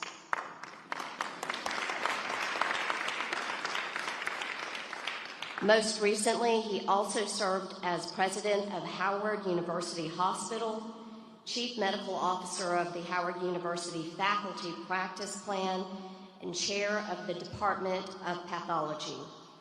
Before joining Howard, he served as chief medical examiner for Washington, D.C. from 2014 to 2021, and later as interim deputy mayor for the Public Safety and Justice.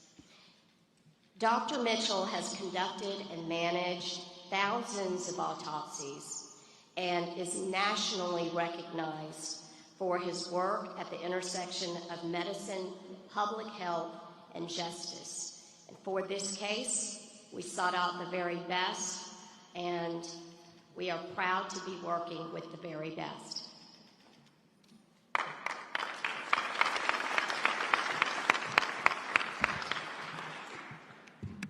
Thank you, Attorney Park. I again want to express our gratitude to President Johnson, Chairman Russell, and the NAACP, because civil rights is more important than ever in the United States of America today. And so we thank you for the civil rights leaders stepping up to say that our children's lives matter now more than ever. And I want to thank all of you for getting up 8 in the morning. If people could see how many people are gathered here, they would say, you all are truly blessed to have the support of America, Christine and Elmore.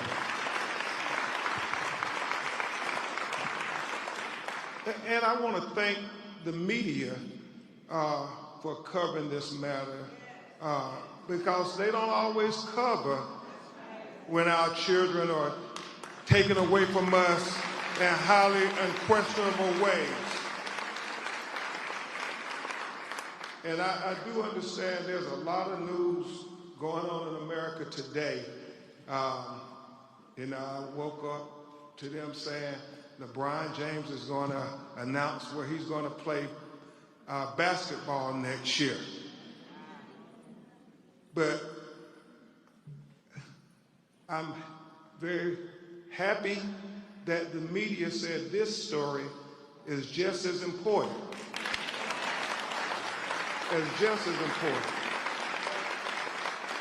And I'm sure LeBron James and Rich Paul and Stephon Curry and Draymond Green,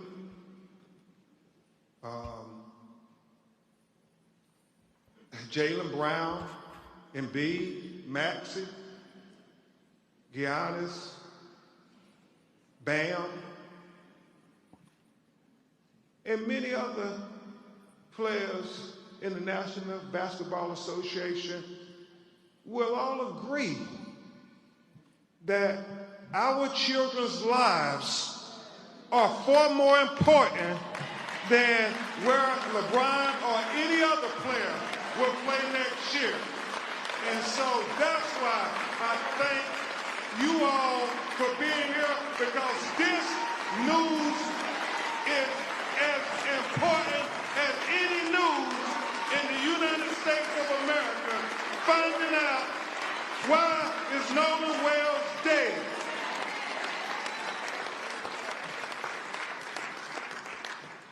And I want to thank you all who have called the call center. I want to thank Reverend Al Sharpton. I want to thank Mr. Tyler Perry. I want to thank Mr. Terry Owens for putting up the $125,000 reward for anybody out there who have information so we can get to the truth of what happened. I mean, any videos, and we've gotten so many videos, President Johnson, from that day from young people, and we want them to have the courage to come forward with the pictures. What you heard, I know people said there were a lot of disturbances out there. Some believe it involved Nolan. All of those things are important to get to the truth of what happened. The fact, Christine, that the United Cajun Navy are so forthcoming. The fact that they told us, we haven't heard from any of their local officials, that Nolan was found face down, fully clothed. But that's... Okay, so you guys heard that? This is the part here. We heard from the guy from the Cajun Navy, right? But notice this is where he says something different, and they come back and they're going to actually correct him. Because the guy basically said that he observed Nolan in his shorts, right? That's what he saw. But notice Ben Crump says something different. Just check this out.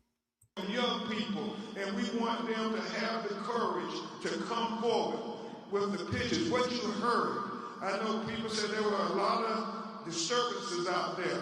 Some believe it involved Nolan. All of those things are important to get to the truth of what happened.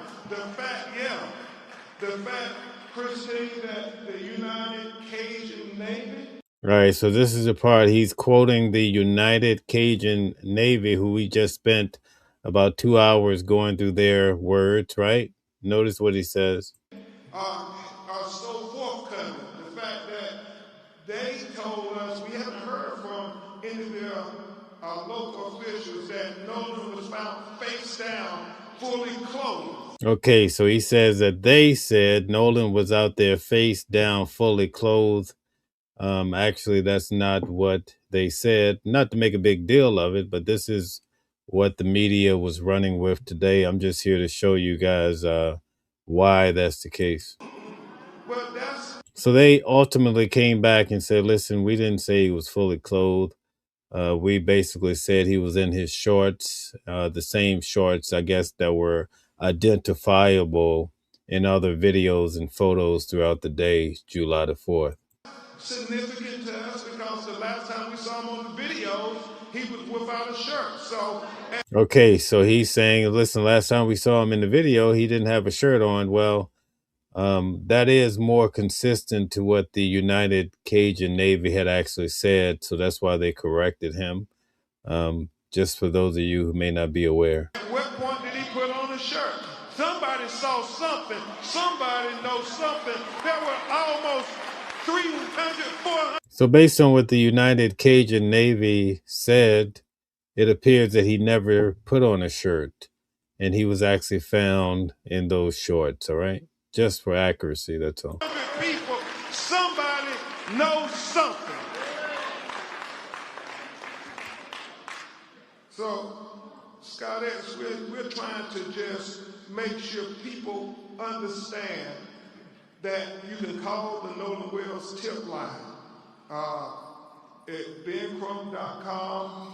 We will gladly listen to you, take any information as we try to put together this puzzle of what happened to Nolan Wells. And today, we're going to add some more parts to this puzzle because my legal team and I, we stand for truth, no matter who it implicates or who it exonerates.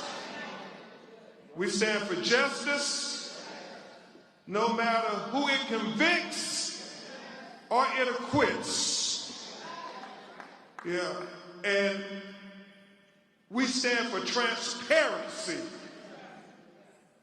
because we got eyes that can see, and we don't need government officials having to narrate it for you and me. We can see it for ourselves. Transparency. That leads to the truth. The truth is the foundation for accountability and justice. And that's all we're seeking, as Christina Elmore said from day one. So with that, and Christina Elmore, if you all want to sit, we're about to go through this autopsy. I know it may be a little emotional. Thank you, President.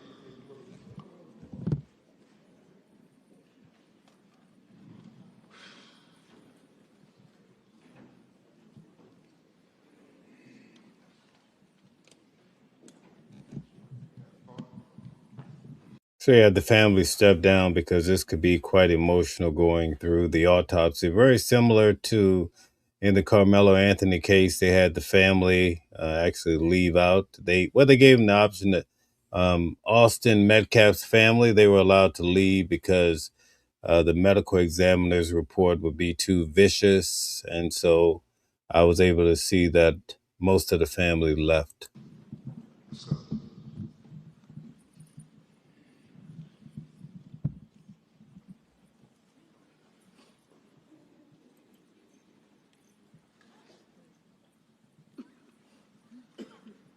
All right. John says they wanted to be foul play so bad, but don't have the evidence. Okay, thanks for your comment. As we begin to present the preliminary findings of the autopsy, we want to especially thank Mr. Colin Kaepernick for not thinking it robbery to pay for the autopsy.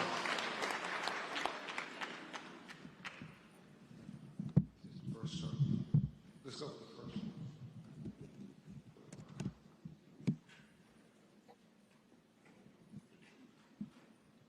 So,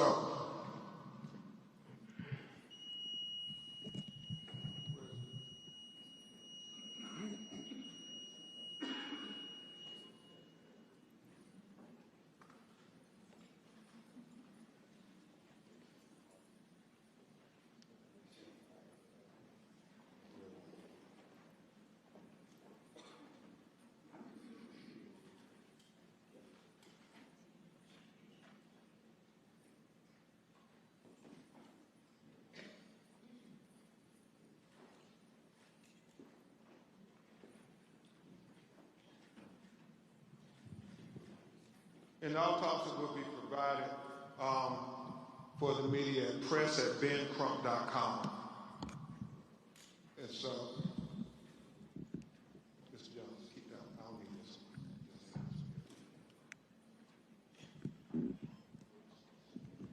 So, for this.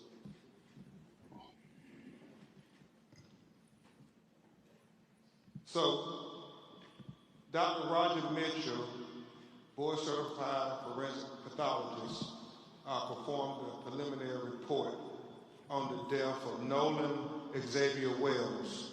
He conducted and presented this report on July 19, 2026. Preliminary report, second autopsy, death of Nolan Xavier Wells. Cause of death, undetermined, pending investigation. And and we'll explain that as we go through the report this morning. The manner of death, undetermined pending investigation. Statement of examination. This forensic pathologist was retained to perform a second autopsy examination on the body of Nolan Xavier Wells. Name of decedent, Nolan Xavier Wells, age 18 years old, race, black, gender, male, date of death, unknown. Second autopsy date was performed on July 10th, 2026. Preliminary findings, and this is significant.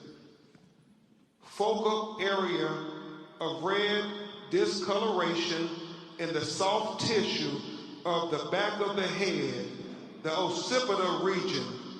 He said the etiology is unknown at this time. He said the body was received after the initial autopsy. He said the body had marked decompensation. He said corona incision of the scalp, brain removal, Y-shaped incision of the anterior torso, and he talked about the organs being removed, as is common. Okay, so this is the part that everybody ran with the organs being removed. You can hear the audience, people went into an uproar. But he's going to explain why it's common, because keep in mind that a previous autopsy was completed. Accompanied in the body cavity. And that when you have an autopsy, the organs are removed from the body and they're dissected and examined. And then they're put back in a bag within inside the body. So when they're buried, their remains will all be with them.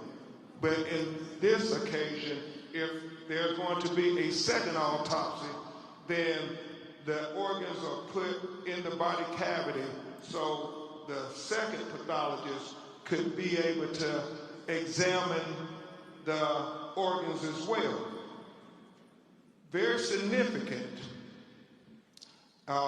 for Dr. Mitchell was that the anterior inner neck structures were absent, not received with the body. And we'll explain that in just a minute. And then it talks about the additional procedures performed during the second autopsy.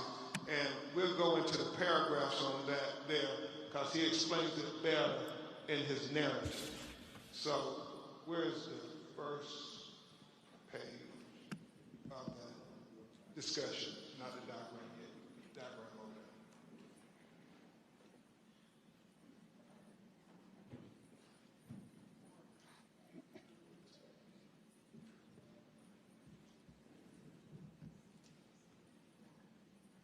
So he talks in the preliminary discussion opinion. This forensic pathologist identified several limitations during the second autopsy that create barriers to establishing a definitive cause and manner of death for Nolan Xavier Wells. And that's important. He talks about the fact that we didn't get to see the body when it was first recovered, like the medical examiner working for Mississippi would have seen. He talked about the second autopsy performed on Nolan Wells revealed marked decompensation or changes. Marked decompensation can obscure the presence and absence of bruising on the skin surface, especially during a second autopsy examination. What he's saying, because the body was so decomposed that you couldn't tell if there was bruises or abrasions on the body when he received it on the 10th of July. Guys, hit the like button, share, subscribe. Thank you very much.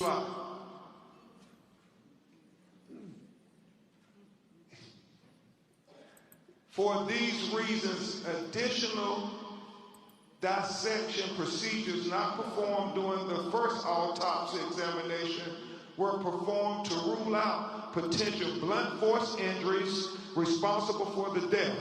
These procedures included facial dissection, posterior head and neck dissection, dissection of the ribs, the pelvic, dissection of the subcutaneous and deep soft tissue, dissection of the back, the buttocks, the arms, and legs. He did all of this to rule out things. He ruled out there were no fractures or deep tissue injuries identified. This was very important because he wanted to be very thorough and very transparent, because transparency is the key to getting to the answers of why Nolan Wells is not with us. So he did that there and was very straightforward, very open, very open. He says, however, dissection of the back of the head during the layered posterior neck dissection revealed a 12 by 8-inch focal area of red discoloration in the deep soft tissues overlaying the occipital bone. And he talked about how he found red discoloration when he cut open into the back of his head towards the occipital bone, and he saw the red discoloration, and we actually saw the pictures of it. It's significant. You can't help but notice, why is this dark red here in the back of his head? And so he was important to note that in his report. He said that etiology.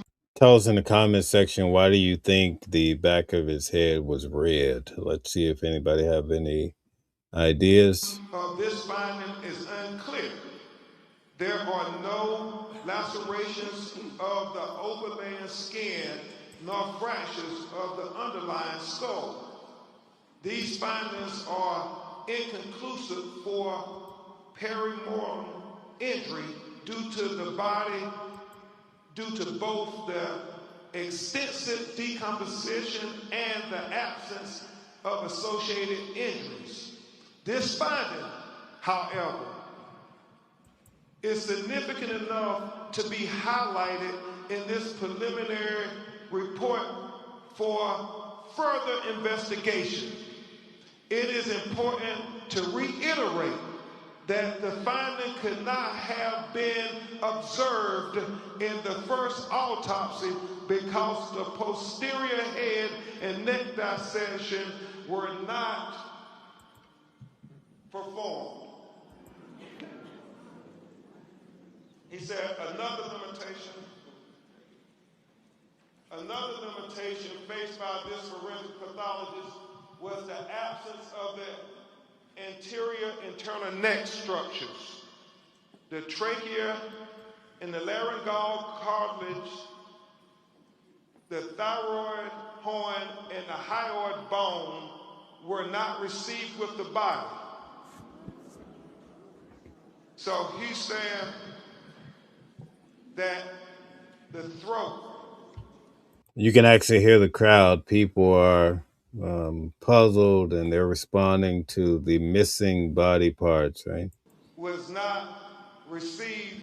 But we do understand that there was a previous autopsy, and the pathologist had their reasons. From what I understand, some of the items were not completed yet. With the body when he got Nolan Wells body in Washington, D.C. to perform the second autopsy. And so let's discuss that with what he said about that. He said, it is assumed that the initial pathologist retained these structures for additional evaluation. He said the retention of the anterior neck structures during an initial autopsy is a common forensic pathology practice. He was chief medical examiner for 7 years in Washington, D.C., and he said that if they had concern about throat or any fracture or compression of the throat, they too will hold them back. He doesn't know why they held the throat back, but he said the throat was not with the body of Nolan Wells when he received it in Washington, D.C. to perform the second. All right. Can somebody explain to us, to the best of your ability, why the throat was missing when the body came to the second pathologist? Can you tell us? Autopsy. He said, nevertheless, a posterior neck dissection performed without review of the anterior neck structures is incomplete. Therefore, this pathologist cannot rule out injury to the neck as a contributor or a cause of death. He said he would need to have the medical examiner in Mississippi allow him to review the throat. That's why he said his autopsy is undetermined pending investigation. Remember, it's about transparency. Because the initial autopsy rightfully removed and dissected each organ, there are additional limitations inherent in the second autopsy of Nolan Wells. The most significant of the limitations was the inability to directly observe the airway and the lungs for water and directly observe the stomach for gastric contents. He said it is very significant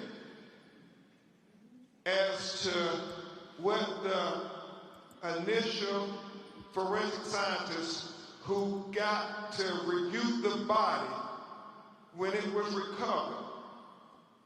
We have heard from our call center people saying the body wasn't waterlogged. Well, we need to know those things. But unfortunately, because the body was decomposed and the organs have already been dissected, those are things we can only get from the initial autopsy. So therefore, again, the manner and cause of death is undetermined until further investigation. We are hopeful that the Mississippi Medical Examiner would give Dr. Mitchell an opportunity to see their photographs and their observations to the condition of Nolan Wells' body closer in time to July 4th. That is very important, and we have to continue to demand transparency, President Johnson.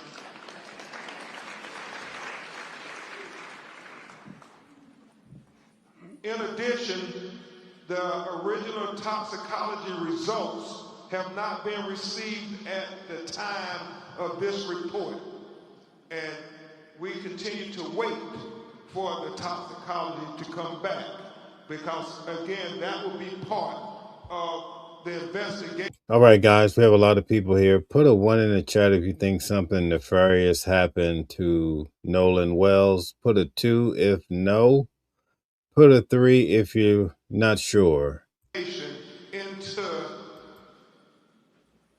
Nolan Wells' autopsy by Dr. Mitchell. It is significant to know that it's many things that go into toxicology that only Dr. Mitchell would be able to opine upon, and medical experts can opine upon.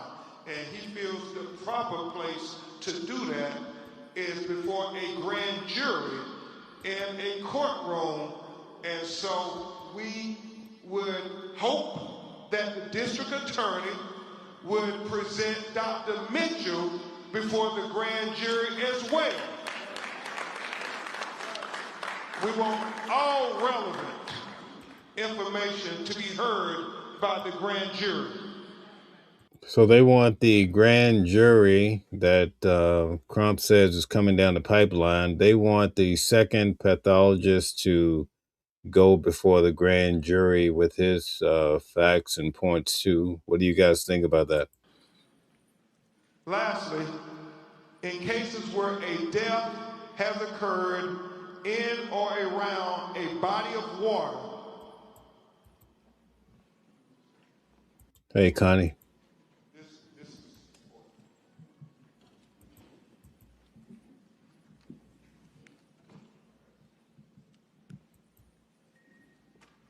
Lastly, in cases where a death has occurred in or around a body of water with suspicion of drowning, it is important to confirm how that person entered the water. This is the crux of the matter. This information is especially important for those deaths of persons who can swim. As in the case with Nolan Wells, at the time of this report, this forensic pathologist does not know the condition of Nolan Wells. He did not know whether he was conscious or unconscious when he entered the water. He said that would be significant. He said he did not know whether he was forced into the water or unforced into the water. He said that would be significant. So he said the condition of Nolan Wells before he entered the water. Guys, Phil James says this is not how it works. The prosecutor presents to the grand jury, not private investigators. Thank you, Phil.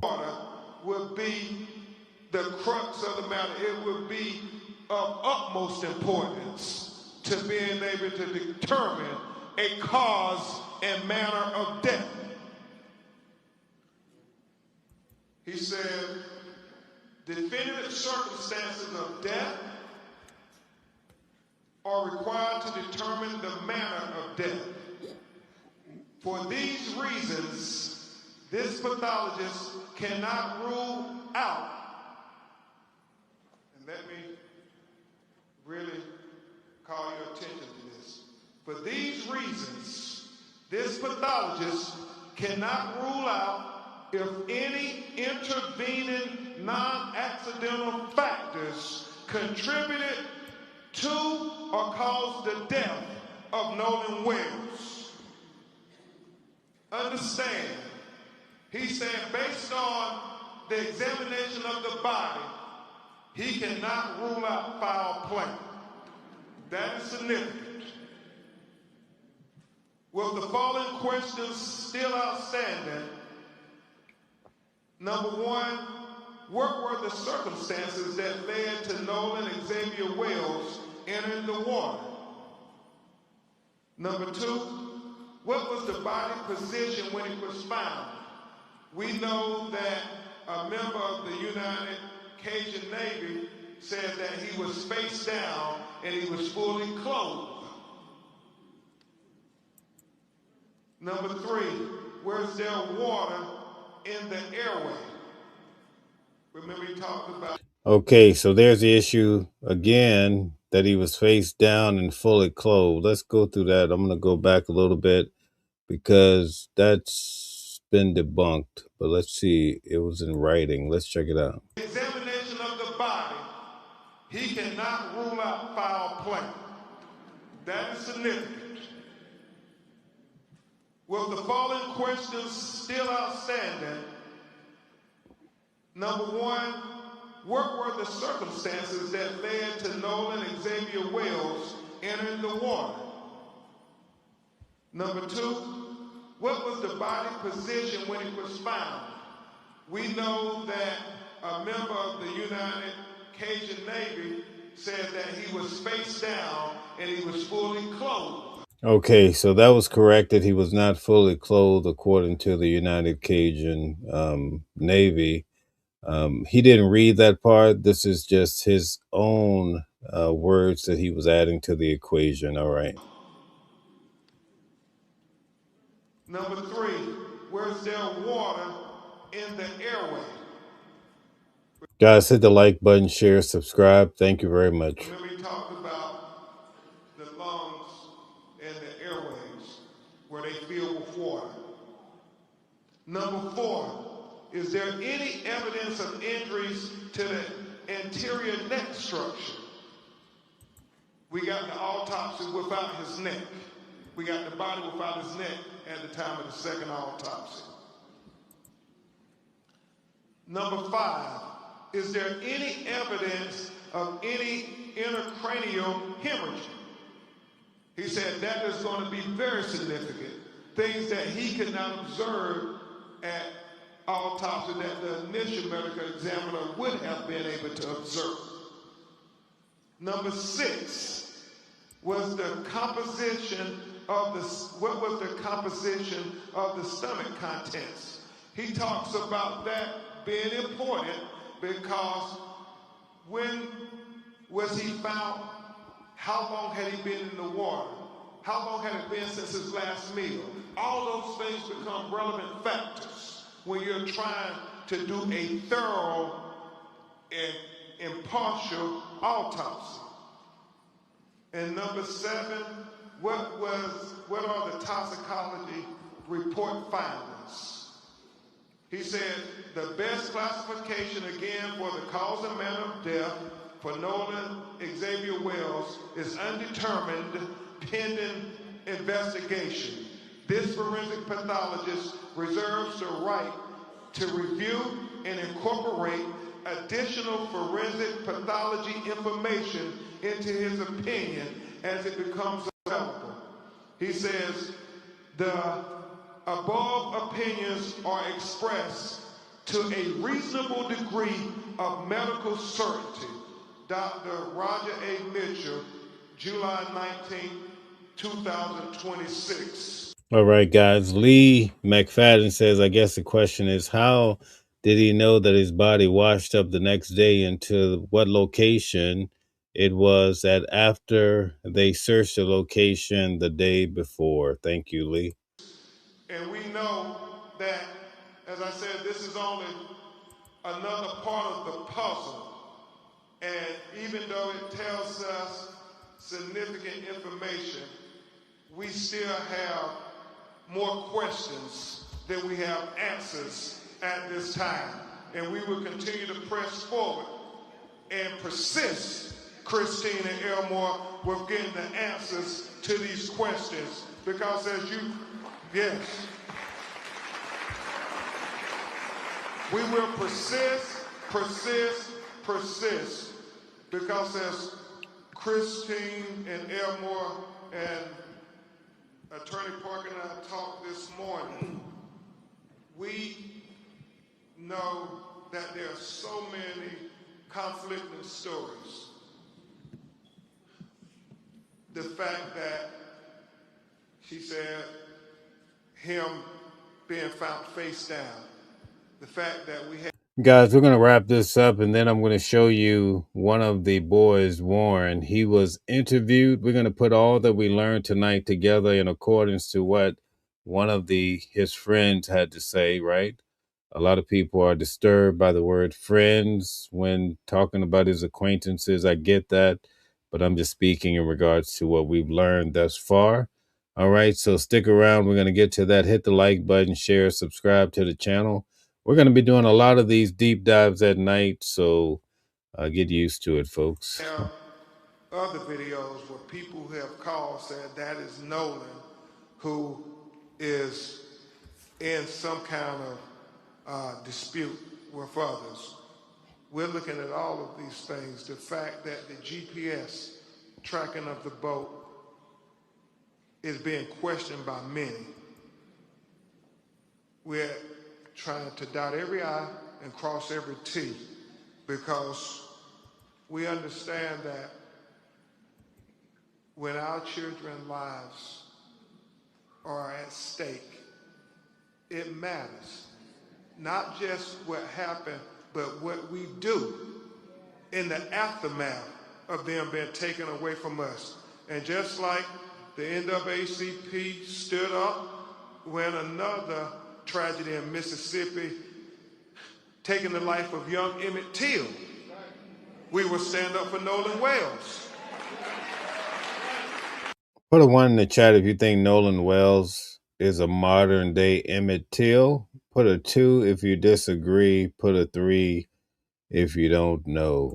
Just like the NAACP and civil rights leaders stood up when another Mississippi son was taken in Medgar Evers. We will stand up for Nolan Wells. And just like too many of our young people, Trayvon Martin, Michael Brown, Breonna Taylor, Ahmaud Arbery, Botham Jean, Terrence Crutcher, Stephon Clark, Sandra Bland, Atiana Jefferson, Alton Sterling, Eric Gardner, George Floyd, Tamir Rice, the young people who I was trying to focus on. Gary, we stand up until we get the truth, until we get justice for Nolan Wells. Justice for Nolan Wells. Justice for Nolan Wells. Justice for Nolan Wells. Justice for Nolan Wells. Justice for Nolan Wells.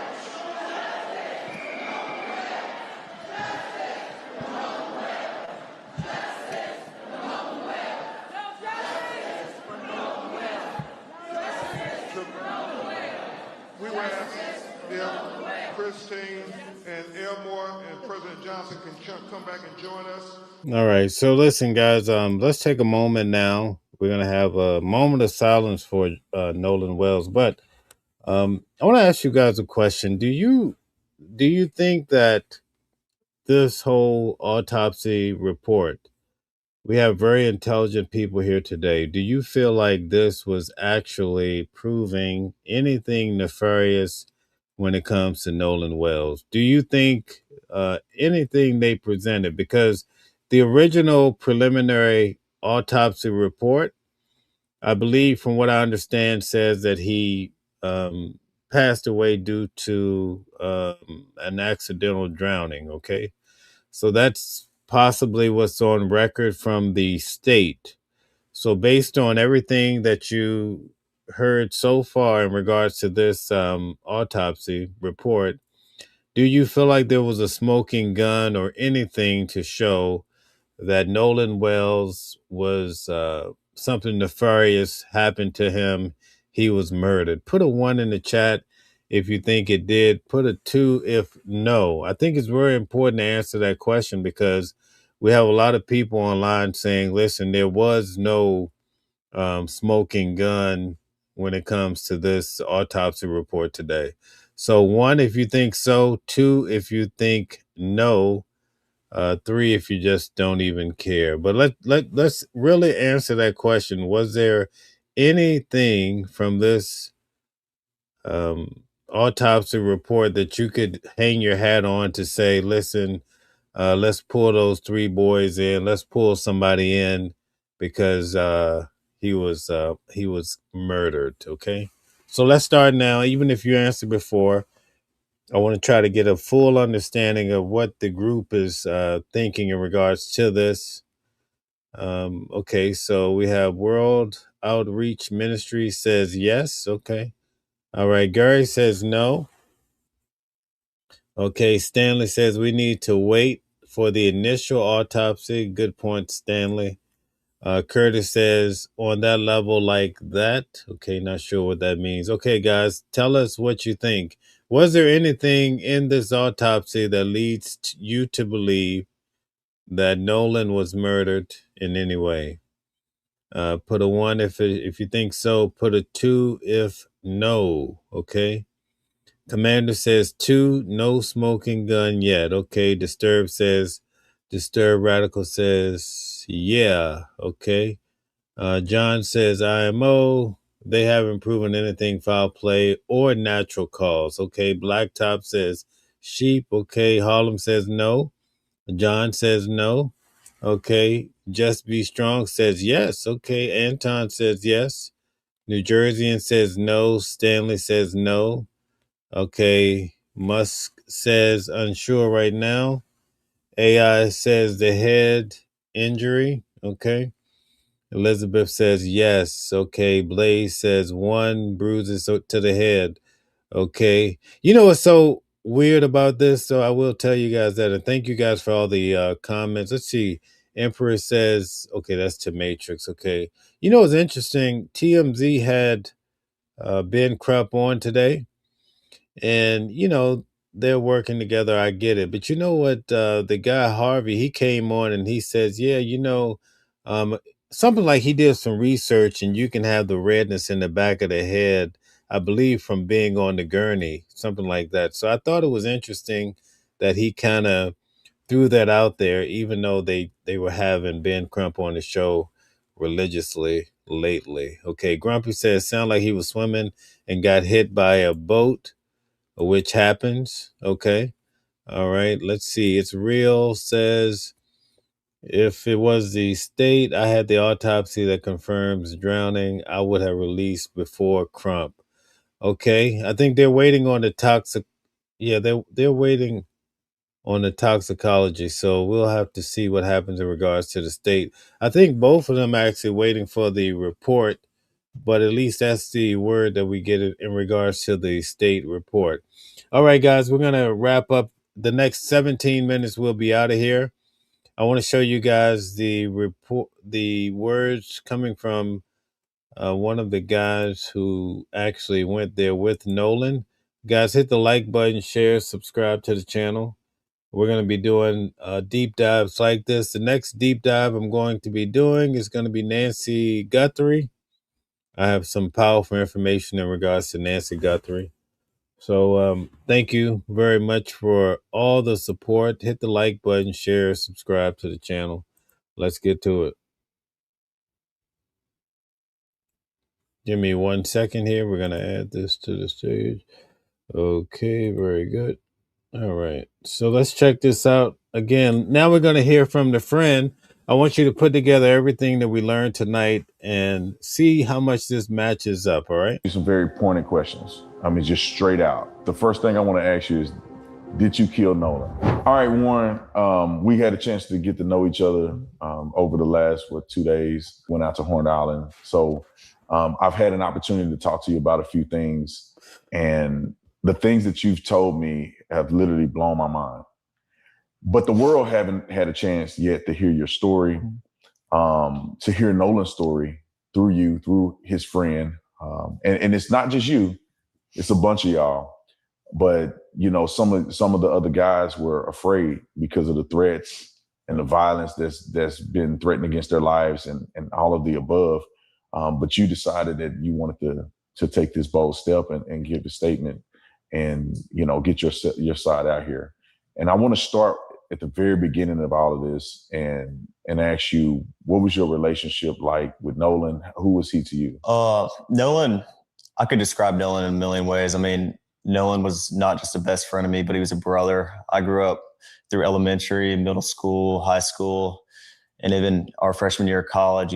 We talked on the phone all the time. We were really close friends. And Nolan was like a brother to me. And Nolan lit up every room he walked in. He always had a smile on his face. He always had something good to say. I've never seen Nolan get in an argument with somebody and say bad things about someone. There's a lot of people that talk crap nowadays, and Nolan was never that person. Sweetest. Everybody show Stella, moderator Stella, show her some love. She's the one that pointed out this interview. All right. Thank you, Stella. Soul ever. And I had a great relationship with Nolan. I've never got in an argument with Nolan. We were super close, and I've never said or will ever have anything bad to say about Nolan Wells. Yeah, and you guys, you said you kind of grew up together. Did you know his mom, or how was that? Because I saw in the media where it appears that she may have said, at least I saw in part, that she said as if she didn't know any of you guys. Right. Well, Nolan, a lot of the times was at like my house and at my buddy's house. We never went to Nolan's house and hung out.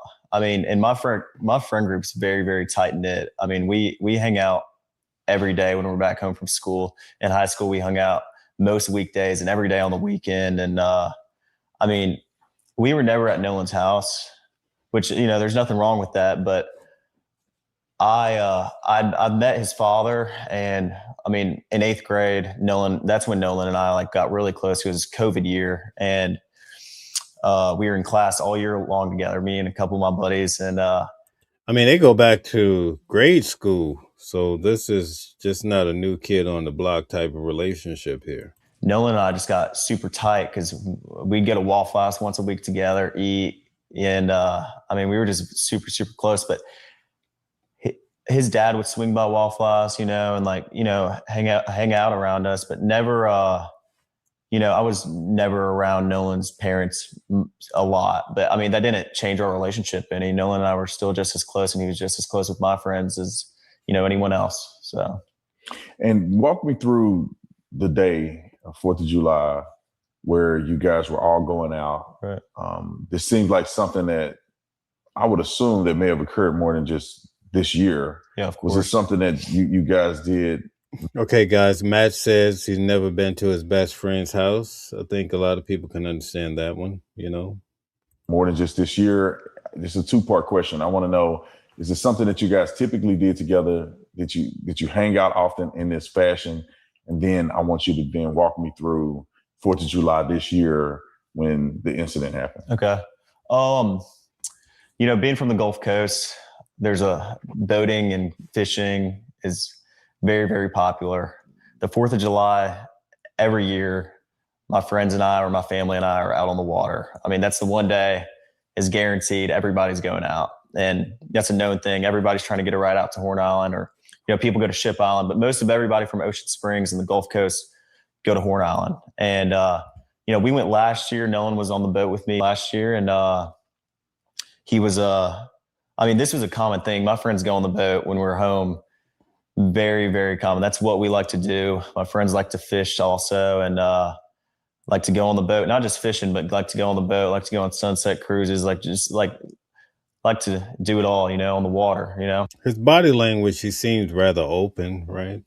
And Nolan loved to do that too. I mean, he was not like he was just like everyone else in our friend group. He loved to go on the water and, have a good time with the guys. And that's what we did a lot. But 4th of July, everybody was out there. Like I said, like Nolan was always trying to go on the boat, trying to go out there with us. And he was always welcome to come. Nolan was always out there with us. And, but started 4th of July, my buddies and I had talked about this week's upcoming, everybody's very, very excited for the 4th of July from down here. Like it's a big thing. It's a big deal. Huh? Very, very big deal. And,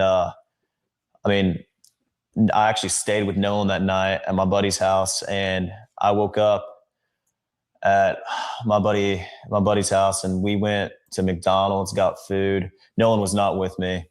And, I went and got breakfast. I had my buddy's boat hooked up to my truck. And first I ran to my house, then I went to McDonald's and came back, and the boat was already hooked up to my truck. My buddy Wyatt and I went, and with my buddy, and we went, topped the boat off, loaded it down with ice, and just got everything ready. Then Wyatt went and put his smaller boat in the water, which is the Palm Beach.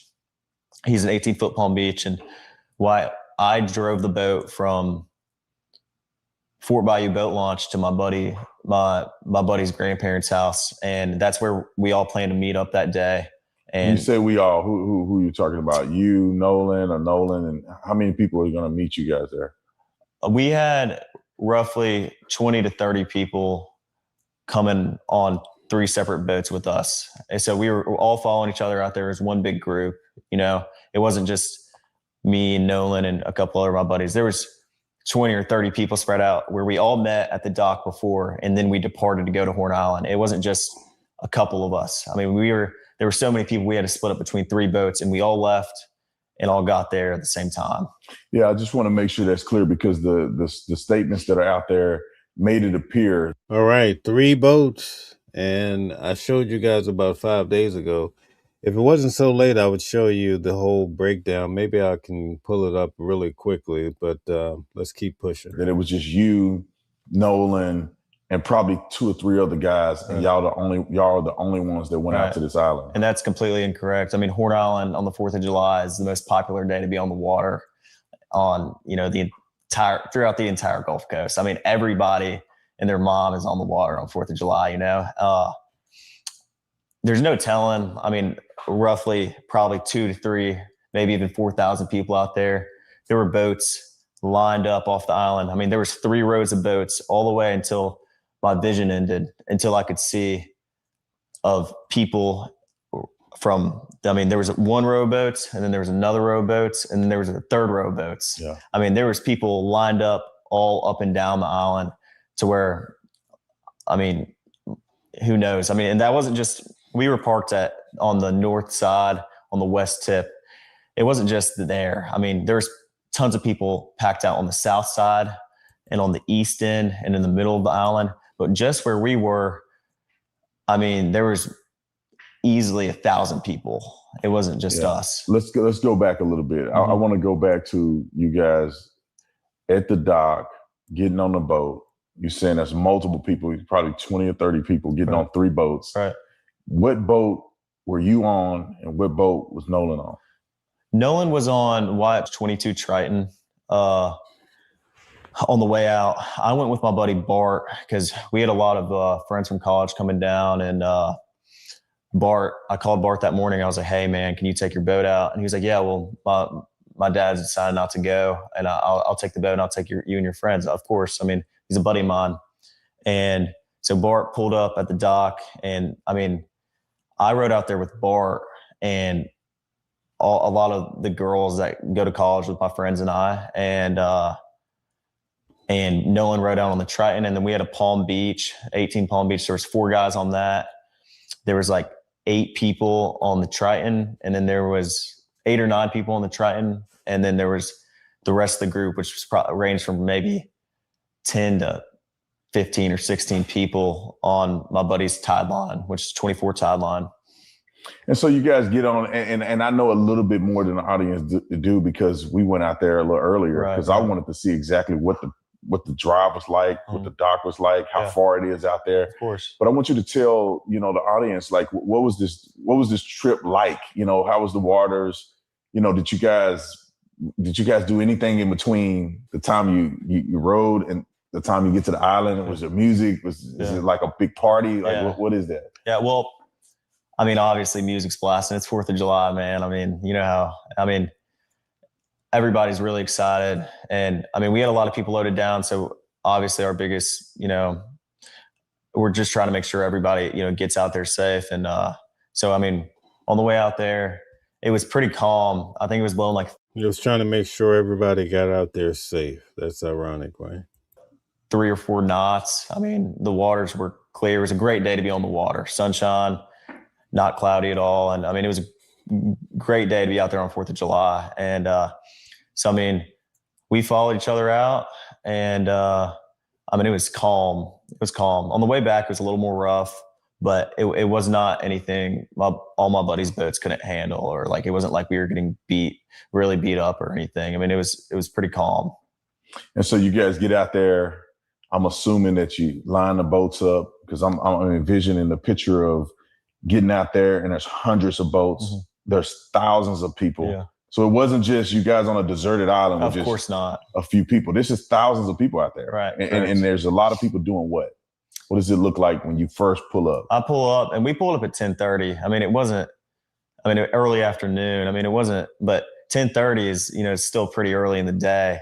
And when we got there, there was already 3 rows of boats lined up all the way, like I said, until I could see. And you're talking, when you say all you can see, you're speaking about miles of boat. When we went out there earlier, or not earlier today, but when we went out there, the island is massive. Correct. I mean, it's just several miles long. Roughly 10 to 12 miles. I mean, it's... So you think that the boats were stretching from one end to the next, or just a small area of about a mile or less than a mile of boats? Well, I mean, I think there was boats all the way around the entire island, but I think some spots were more popular than others. Like the West Tip is usually very, very crowded on the 4th of July, and everybody knows that. So that's where a lot of people park because they want to be around other people. And the East End's a little more, there's not as many people, but there's still a lot of boats out there. I mean, it's not like every area of Horn Island was covered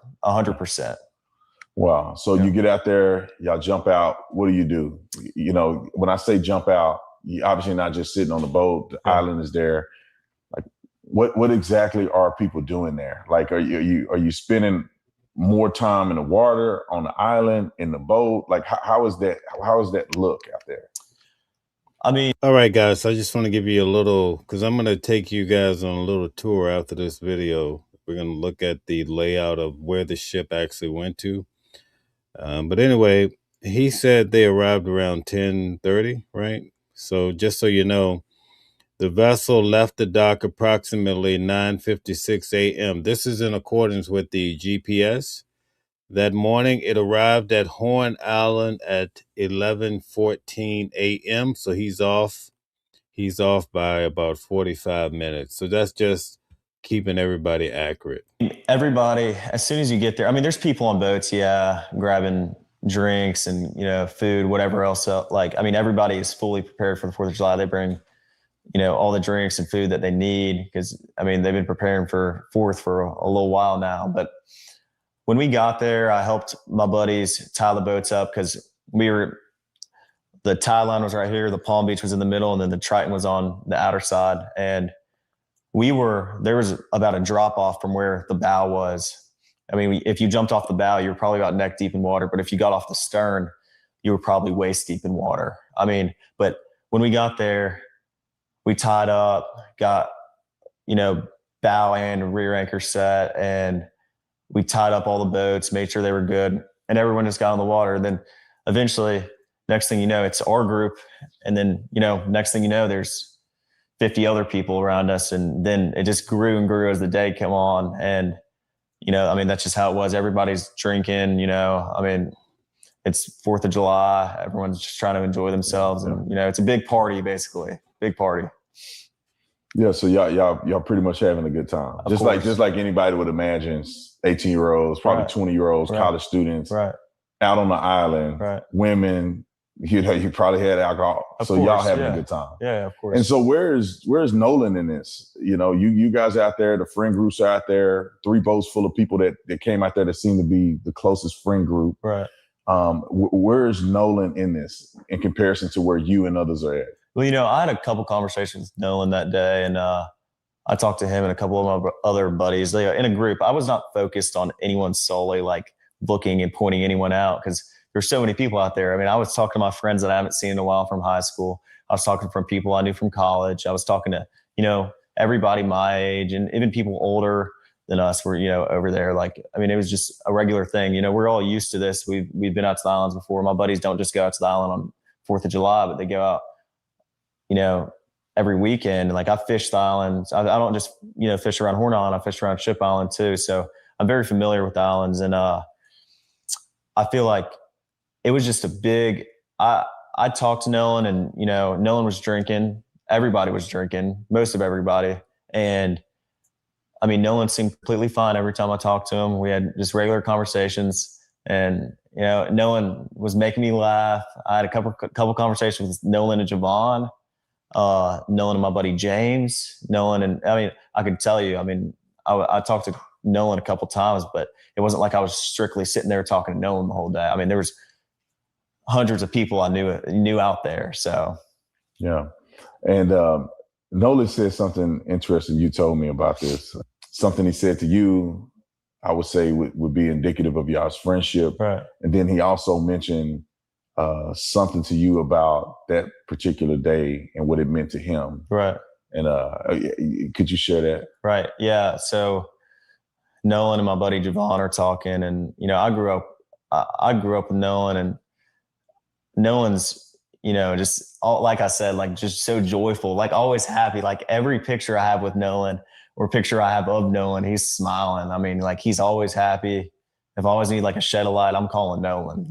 And Nolan and I laugh and joke a lot. Like that's how our friend group is. We're really jokingly laugh. No one takes anything that serious.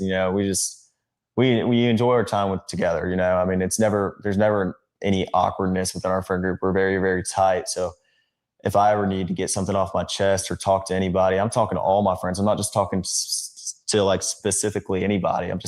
I would go out, like even if I'm having issues with something, I go talk to my group chat, and my guys are there to, give me a hand anytime I need it. And all my guys are, all my buddies are the same exact way. Nolan was the same exact way. If you ever need something, I'm here, man. Like that's how he was. So. And then you guys get ready to leave prematurely. Right. And like, explain that, because you guys got there around 10. Yeah. It's now 4:30. Right. People are still out there partying and Correct. they're having a good time, but something happened to where it necessitated you guys to get the boat up and. All right, wait a minute. Hold on, guys. Now it's 10. They didn't get there at 10. They got there at 11:14. So now the story is getting a little sketchy here. So they did not get there at 10. We have the GPS. So that's something to think about, okay? We're going to go through part 2 of this, but before we do all that, guys, just bear with me. I'm going to pull up something else for you guys. Just bear with me. We're going to get to it. All right, let's see here. All right, so I want to pull up and show you guys the mapping of what's happening. So I know it's late, and I've been traveling all day, and I'm not sleepy. I slept so much on the airplane, so tonight's going to be that night. All right, so here we go. I'm going to give you guys, let's see if I can get rid of this here. Can I get rid of that? Nope. Tropical storm Bertha's on the way. All right, let me see what you guys can see. All right, so here we have it. I'm going off of memory. I wasn't paying attention to him closely, but we're going to see. I remember the layout, so we're going to go off of that. So according to him, he came in, I believe, into Fort Bayou here. So this is Fort Bayou. You guys can see that. All right. So he said they went to a friend's, was it the grandparents' home? I wasn't paying close attention. I was working on this. Let me find this for you guys. Here we go. So they would have came in here. Let me give you the overall view. My brain tends to work that way. All right. So this is where they dock up here. You guys can see my cursor. This is Horn Island. This is the west side of Horn Island. This is the east side of Horn Island. And Nolan was found somewhere on the northern western tip right here. So Nolan is found here in this vicinity. The video I showed you guys the other day, all of this gets filled up with tents and people partying. One of the guys said that you only basically have what you bring. You probably don't have any internet service. That's probably why they didn't even, some of them wouldn't have had their cell phones on them, because you can't really use your cell phone. So anyway, I'm going to be taking this trip here myself, so we'll see what happens. Okay, so we're going to just go from, what's his name, Warren? Was it Warren? He starts off here at Old Fort, okay? He comes up through the bayou here. Now, let me see if I can find, hold on one second, guys. Let me find this place before I go do all that. I had it. And let me see here. Okay, here we go. So this is it right here.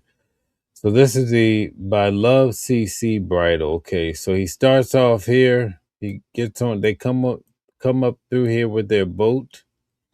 This is El Camino Real Road. That's the address that they left off of a dock. When I followed the arrow from the local news, the arrow seemed like it leads here. You see where these boats are? Somewhere in this vicinity. I don't want to dox anybody. I'm not saying it's any particular house, but one of these properties is where the dock is. Okay. So the kids all met. You heard him say they met at some dock. Okay. They have the address blacked out, right? Redacted, but they at least tell you it's on El Camino Real Road. So we know it's one of these houses. Who cares, right? So they come down through here, okay? They come down through the bayou here, okay?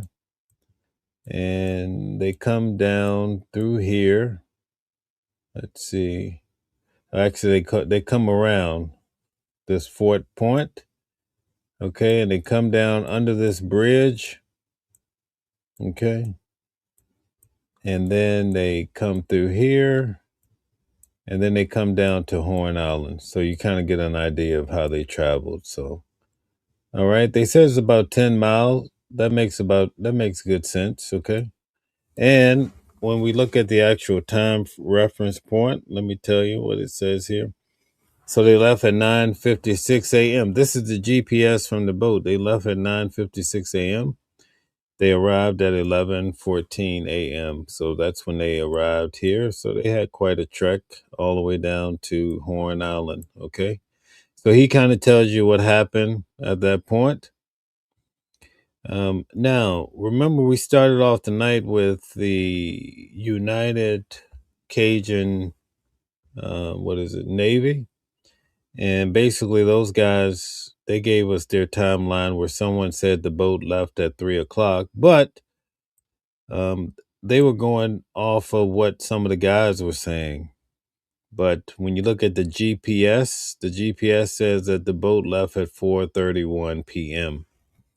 And according to the notes that I had presented to you guys the other day, because the boat was taking on water, allegedly they were towed 3 miles out. And then somehow the boat mysteriously was able to get back on and travel. Okay, so it travels back. So this is at 4:30 p.m.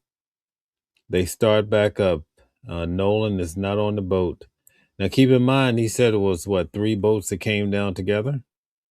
So we don't get a chance to hear. I would have wished, hopefully in the second video, Tatum or Tate, whatever his name is, I hope he asked how many boats were left at the end of the day, when you guys left the island. Was there still 1,000 people out here? Because then that's very, that's a good point, right? Because then he could have caught a ride with anybody. Anyway, that's a separate point. All right. So now, at 4:31, the boat left. It was towed 3 miles. Then mysteriously, it said it was able to complete its mission. They go back up here. Okay, so the boat travels back up under the bridge. Okay. And it goes back through here. And it says that it goes back to its original dock. So the boat came back to this original dock. And it arrived around 5:52 p.m. Okay, somewhere around 5 something, give or take. Okay, then it says it then traveled into Fort Bayou at 5:52. Okay, before returning to the dock at 6:06. So it leaves this dock here. Okay, and then it comes back down to this Fort Bayou. See, the thing about this Fort Bayou right here, this is where if you drive to the area and you eventually at the end of the day, the person who owned the boat takes the boat here, I think is at 719, something like that off my memory. And they basically, you see how people do it. They pull the boat, the truck up, they hitch the boat, and then they drive it to the final destination. So that's basically what happened at the end of the day. Okay. But so basically the boat came back to the dock. It came back to the dock originally. Then it came down to Fort Bayou. Okay. It arrived there. And then at 6:06 p.m., it's back at the original dock. So for some reason, some people are saying that the boat came back down to Horn Island. That's not true. But ultimately, it did make a few trips down here. So it's almost like some of these people were getting rides maybe to go home. It seemed like a perfect place to catch a Uber. But let's see here. Wait a minute. I want to see something. I guess you could catch a Uber from the other location too. So that doesn't make sense. Okay. So for whatever reason, they're coming down here to Old Fort Bayou. That's where they were going.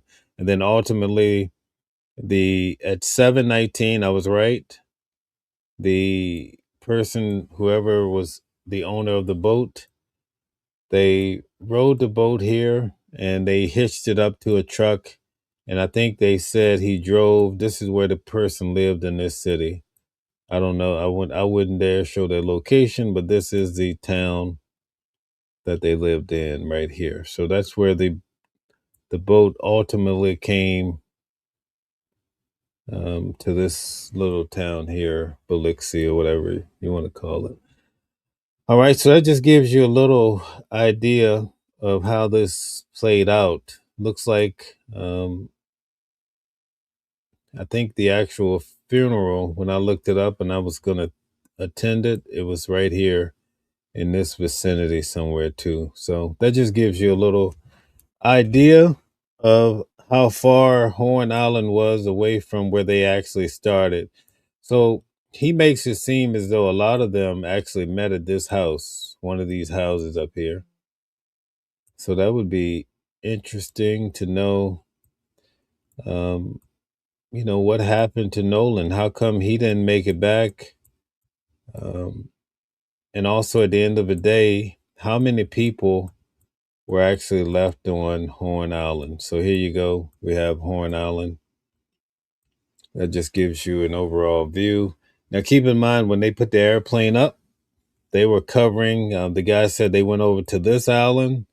I mean, they were just all over the place looking for Nolan, and he was nowhere to be found all day on. Well, they put up the airplane for 2 hours on Monday morning. I think they went up around 6:30 a.m. Nolan was found here on the northern western side of the island, which is right here. This is the same place where these guys said he was last seen. And initially they said it was around 3 o'clock when the boat took off that day. But when we received the GPS says that boat left at 4:31 p.m. Okay.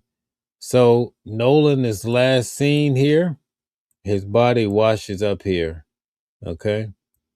I was checking out Nancy Grace the other day, and she said that she made a statement. She says that, and the messages were deleted after his body washed ashore, but actually that wouldn't be true because let's look at the timeline.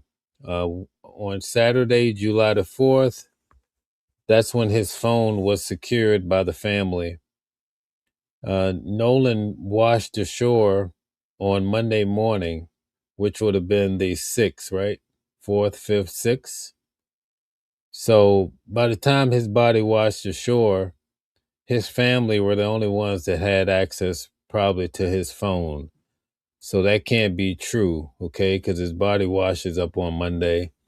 I think she didn't mean to get it wrong or just got confused, but they secured his phone that night, the 4th of July. All right. I'm going to look at a few of the comments before we take off. I want to thank everybody. We're going to check out part 2 of his video tomorrow. We're also going to go through the press conferences. I think there's about two of them so far, and we're going to compare notes. Okay, let's see what everybody has to say here. Let's see. World Outreach says, who was the last person to see him? They have not said who the person was, but the United Cajun Navy said that they had one person as an eyewitness that claimed they saw Nolan around 4. So I think that's the latest that I've been able to ascertain. Blacktop says the boy wasn't, and I was not supposed to be all the way out of. Okay, I don't know what that means. Okay. Anton says, how does his body decompose that fast? Good question. Emperor says, who looked for Nolan before they left him is the question. Right. That's a very good question. Grumpy says, warm water speeds up decomposition. Okay, very good. Disturb says, I think they secured the phone on Sunday, the next day. Okay. All right, we can confirm that. I heard a nighttime story, but we can see if that's accurate. All right, let's confirm that. Let's see who said that. I want to make sure we get back to this. Okay, here we go. Disturb tomorrow night, 8 p.m. We're going to, well, we have Mama Flips on tomorrow night.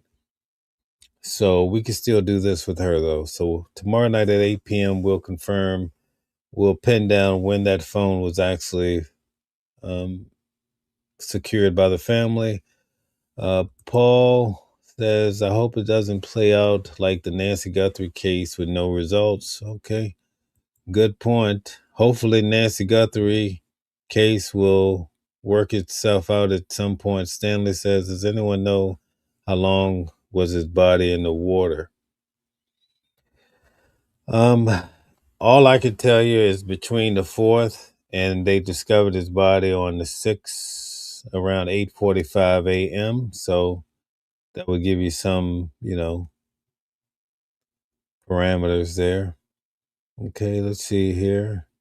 Anton says, I pray for the family gets the right. Okay. Rich people. Blacktop says one of the biggest battles of the Civil War was fought in Fort Bayou. Okay. Thank you for the history of it all. Okay. Strong says, please show me the evidence, the facts in the case to show me he was intentionally drowned. There is none. If he was, okay, I pay the perpetrator, gets the death penalty, but as of right now, nothing. Okay, a lot of people feel that way. I get it. Okay, Blacktop says Horn Island was a Confederacy stronghold. Okay, we have a lot of historians in the building. Thank you guys so much. I want to take a few more comments here. Thank you to everybody who hit the like button, shared, and subscribed. I think we've been on for almost 3 hours tonight. That's longer than what we typically do here at Watching the World. But thank you guys. Thank you to all the people that subscribe to the channel as well. That's amazing. It's Real says his mom said his Snapchat was cleared. Okay, I've heard about that too. Curtis says they will speak out the truth. God will make sure of that. Okay. All right. Okay. Now let's see. Matrix says the person in possession of his phone is the prime suspect. Okay. I can understand where you're coming from with that. But we'll have to see. Okay. Some commander said it was the humidity that affected the decomposition. Okay, thank you very much for that. All right, let's see. Someone is that probably Phil. Phil, thank you very much for your super chat. Thank you for always looking out. I really do appreciate you tremendously. All right, guys. So we've had a long day. We started off with some of the first individuals that responded in regards to Nolan Wells' disappearance. And by starting there, I think it helped us to put together a lot, especially by the time we got to hear from Warren, who was one of the friends of Nolan, according to him, since grade school. So that's a long time. All right. New Jersey says, thank you, everyone, for your support. Much appreciated. Thank you very much for that. So before we end, I just want to get a final count from you guys. This is very important. I'm trying to see something here. Show me something. Show me something good, right? Based on everything that you saw tonight, especially the autopsy report, do you feel like there's anything in the report that showed Nolan Wells was murdered? Okay, put a 1. Or if you think it was just an accidental drowning, put a 2. Okay. So let's put 1 for murder, 2 for accidental drowning, 3 if you're just unsure. All right, let's go. Put your 1s, 2s, or 3s in the chat if you don't mind before we call it a night. Okay, so far, this is very important, guys. Please be serious. We want to get a good understanding of where we are after going through 3 hours of information. Me says prayers for Nolan and the family. All right, Stanley says accidental drowning. New Jerseyan, accidental drowning. Connie, murder. Commander, not sure. Matrix, murder. Phil, not sure. 3 was not sure, right? Yeah. Okay, the storm, murder. Taco isn't sure. Curtis, murder. Elizabeth, murder. Okay, girl dad, not sure. Stanley, not sure. Migrange, murder. Anton, murder. Community stress, okay, murder. Tiggs, did the mother, who is a judge, give advice to delete social media, delete and destroy phones, and obstruct justice? Very good question. Anton says no accident. Okay. Anton says murder. Matt says 187 murder. Okay. Taco says not enough information to paint a complete picture. They need to interrogate. Very good analysis. But again, they lawyered up. I'm not sure if you're going to get an interrogation or not. It's not like the first 48 when you see those guys folding under pressure. You won't see that, all right? It's very important that we maintain some sort of accuracy or trying to follow through on information that really means something. We have so many people putting out false narratives. That's why we're just careful to try to look at the facts and see where the facts will lead you, hopefully to a place that you can understand and something that you could rest your hat on. All right.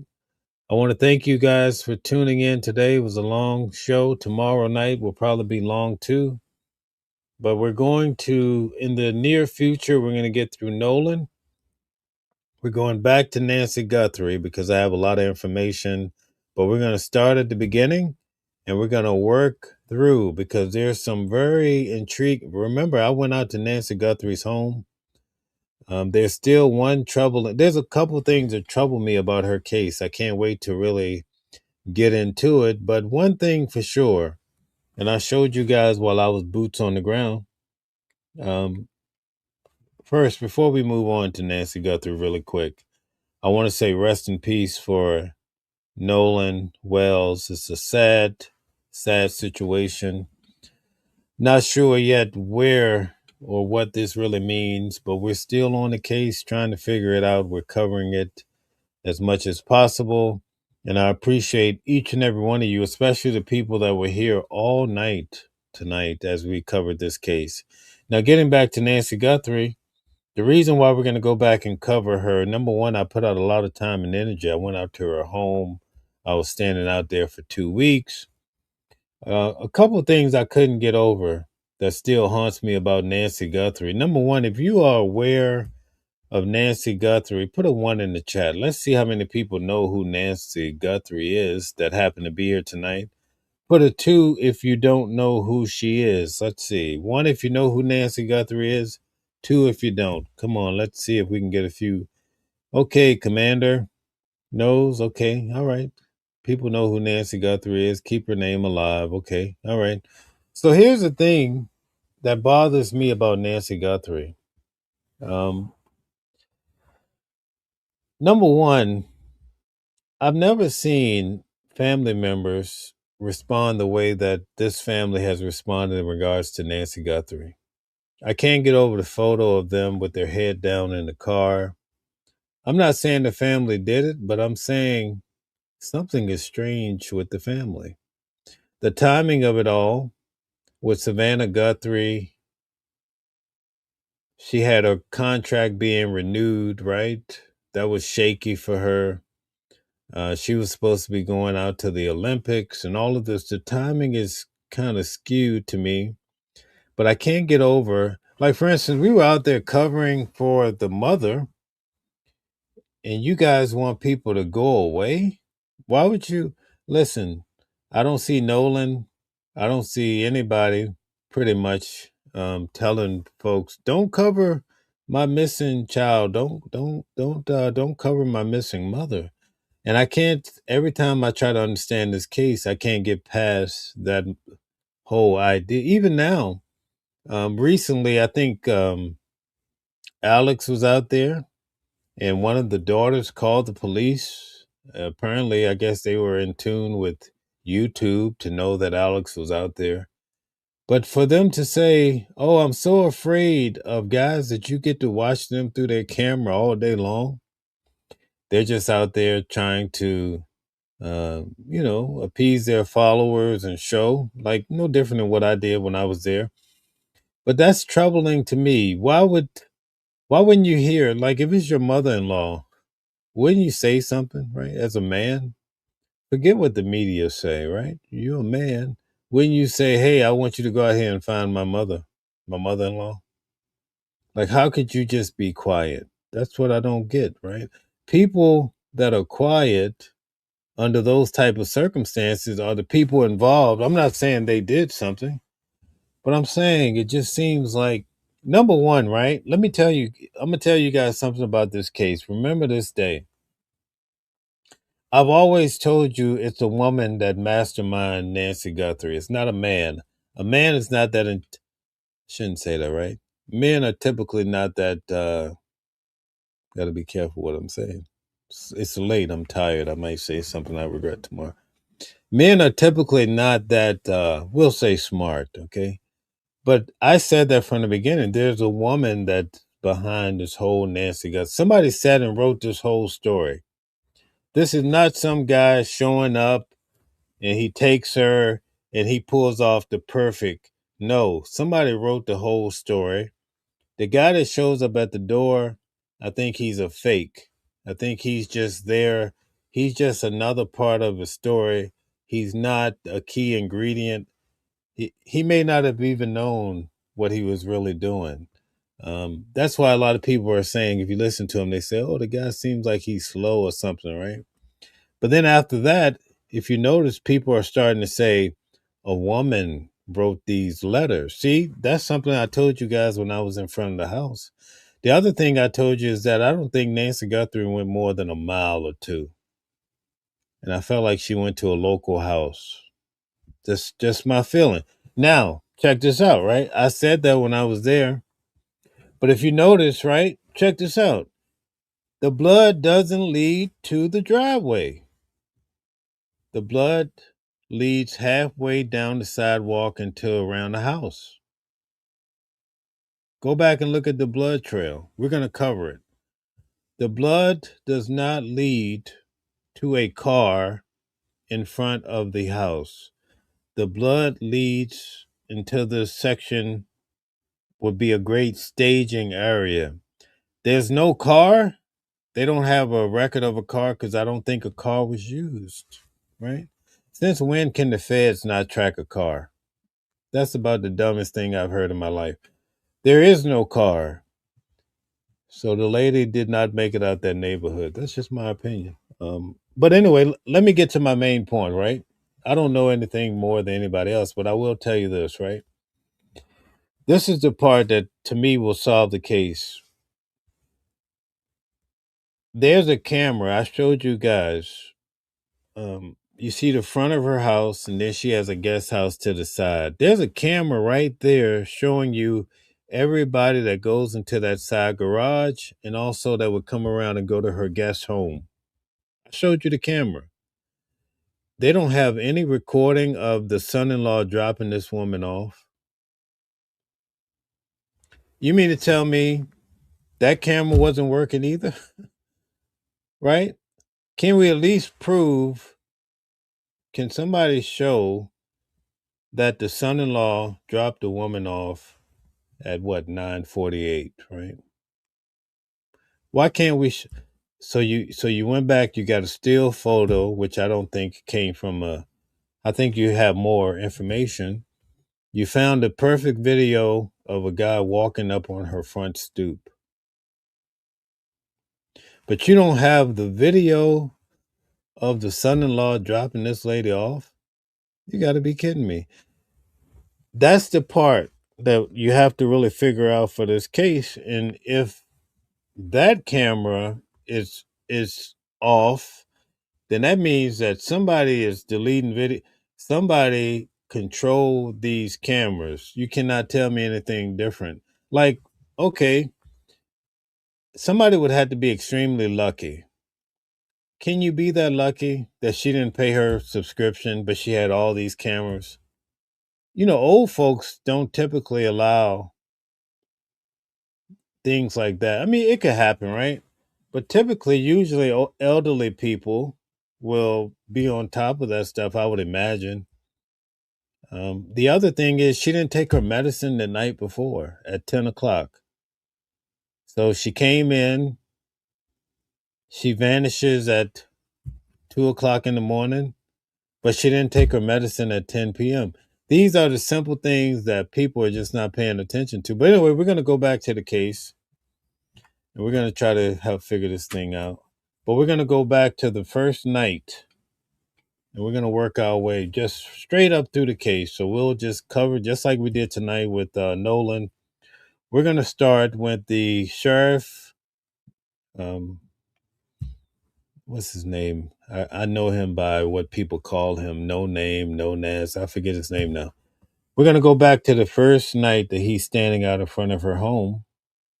And again, I don't think the lady was put in a car, and I don't think she left the neighborhood. When I was there, I saw maybe 3 or 4 houses under construction. Some of them had an outhouse.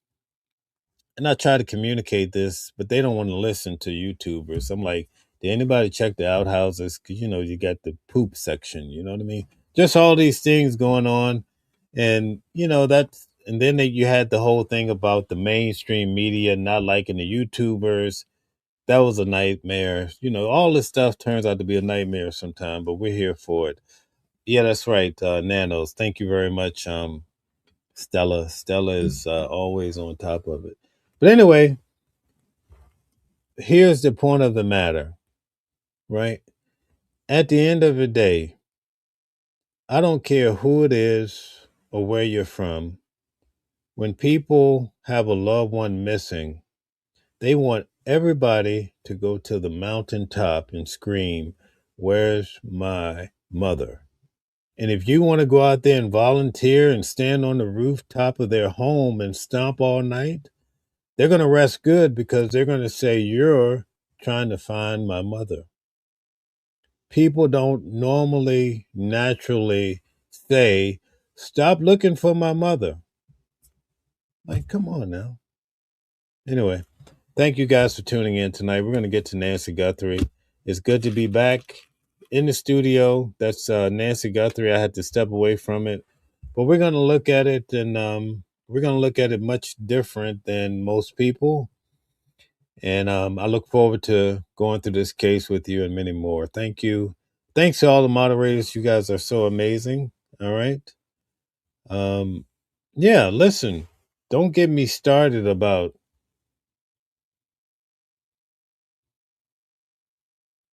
listen, these people say, we don't want anybody looking for our mother. Clear the neighborhood. Get out in front of her house. The lady's missing. That don't make sense, right? How can you get past that? Your mother is missing, and you're telling people we don't want anybody in front of the house. Now, forget about now. I get it now. The neighbors are agitated, right? But even back then, we want people out of here. What do you know that we don't, you know? We got guys out here, YouTubers, that are staying out there late at night in the darkness looking for your mother. And you call the police on guys that are working for free? You know, like what does that mean, right? Or when the media is taking pictures, you put your head down. You're not the criminal. So why would you put your head down? Unless there's something we don't know. Thank you guys for tuning in. Have a good night. Different voices, but the same song. Loving a world where we all belong. Kindness leading the way, breaking the chains. In the symphony of love, the thing remains. Embracing diversity, brighter days in sight. Watching the world sharing love and light. Hearts beating as one in our peaceful flight. Colors of harmony, painting the night.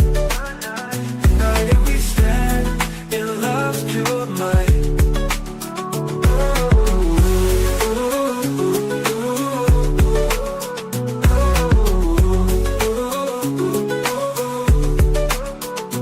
Watching the world sharing love and light. Hearts beating as one in our peaceful flight. The colors of harmony, painting the night. United we stand in love's pure might.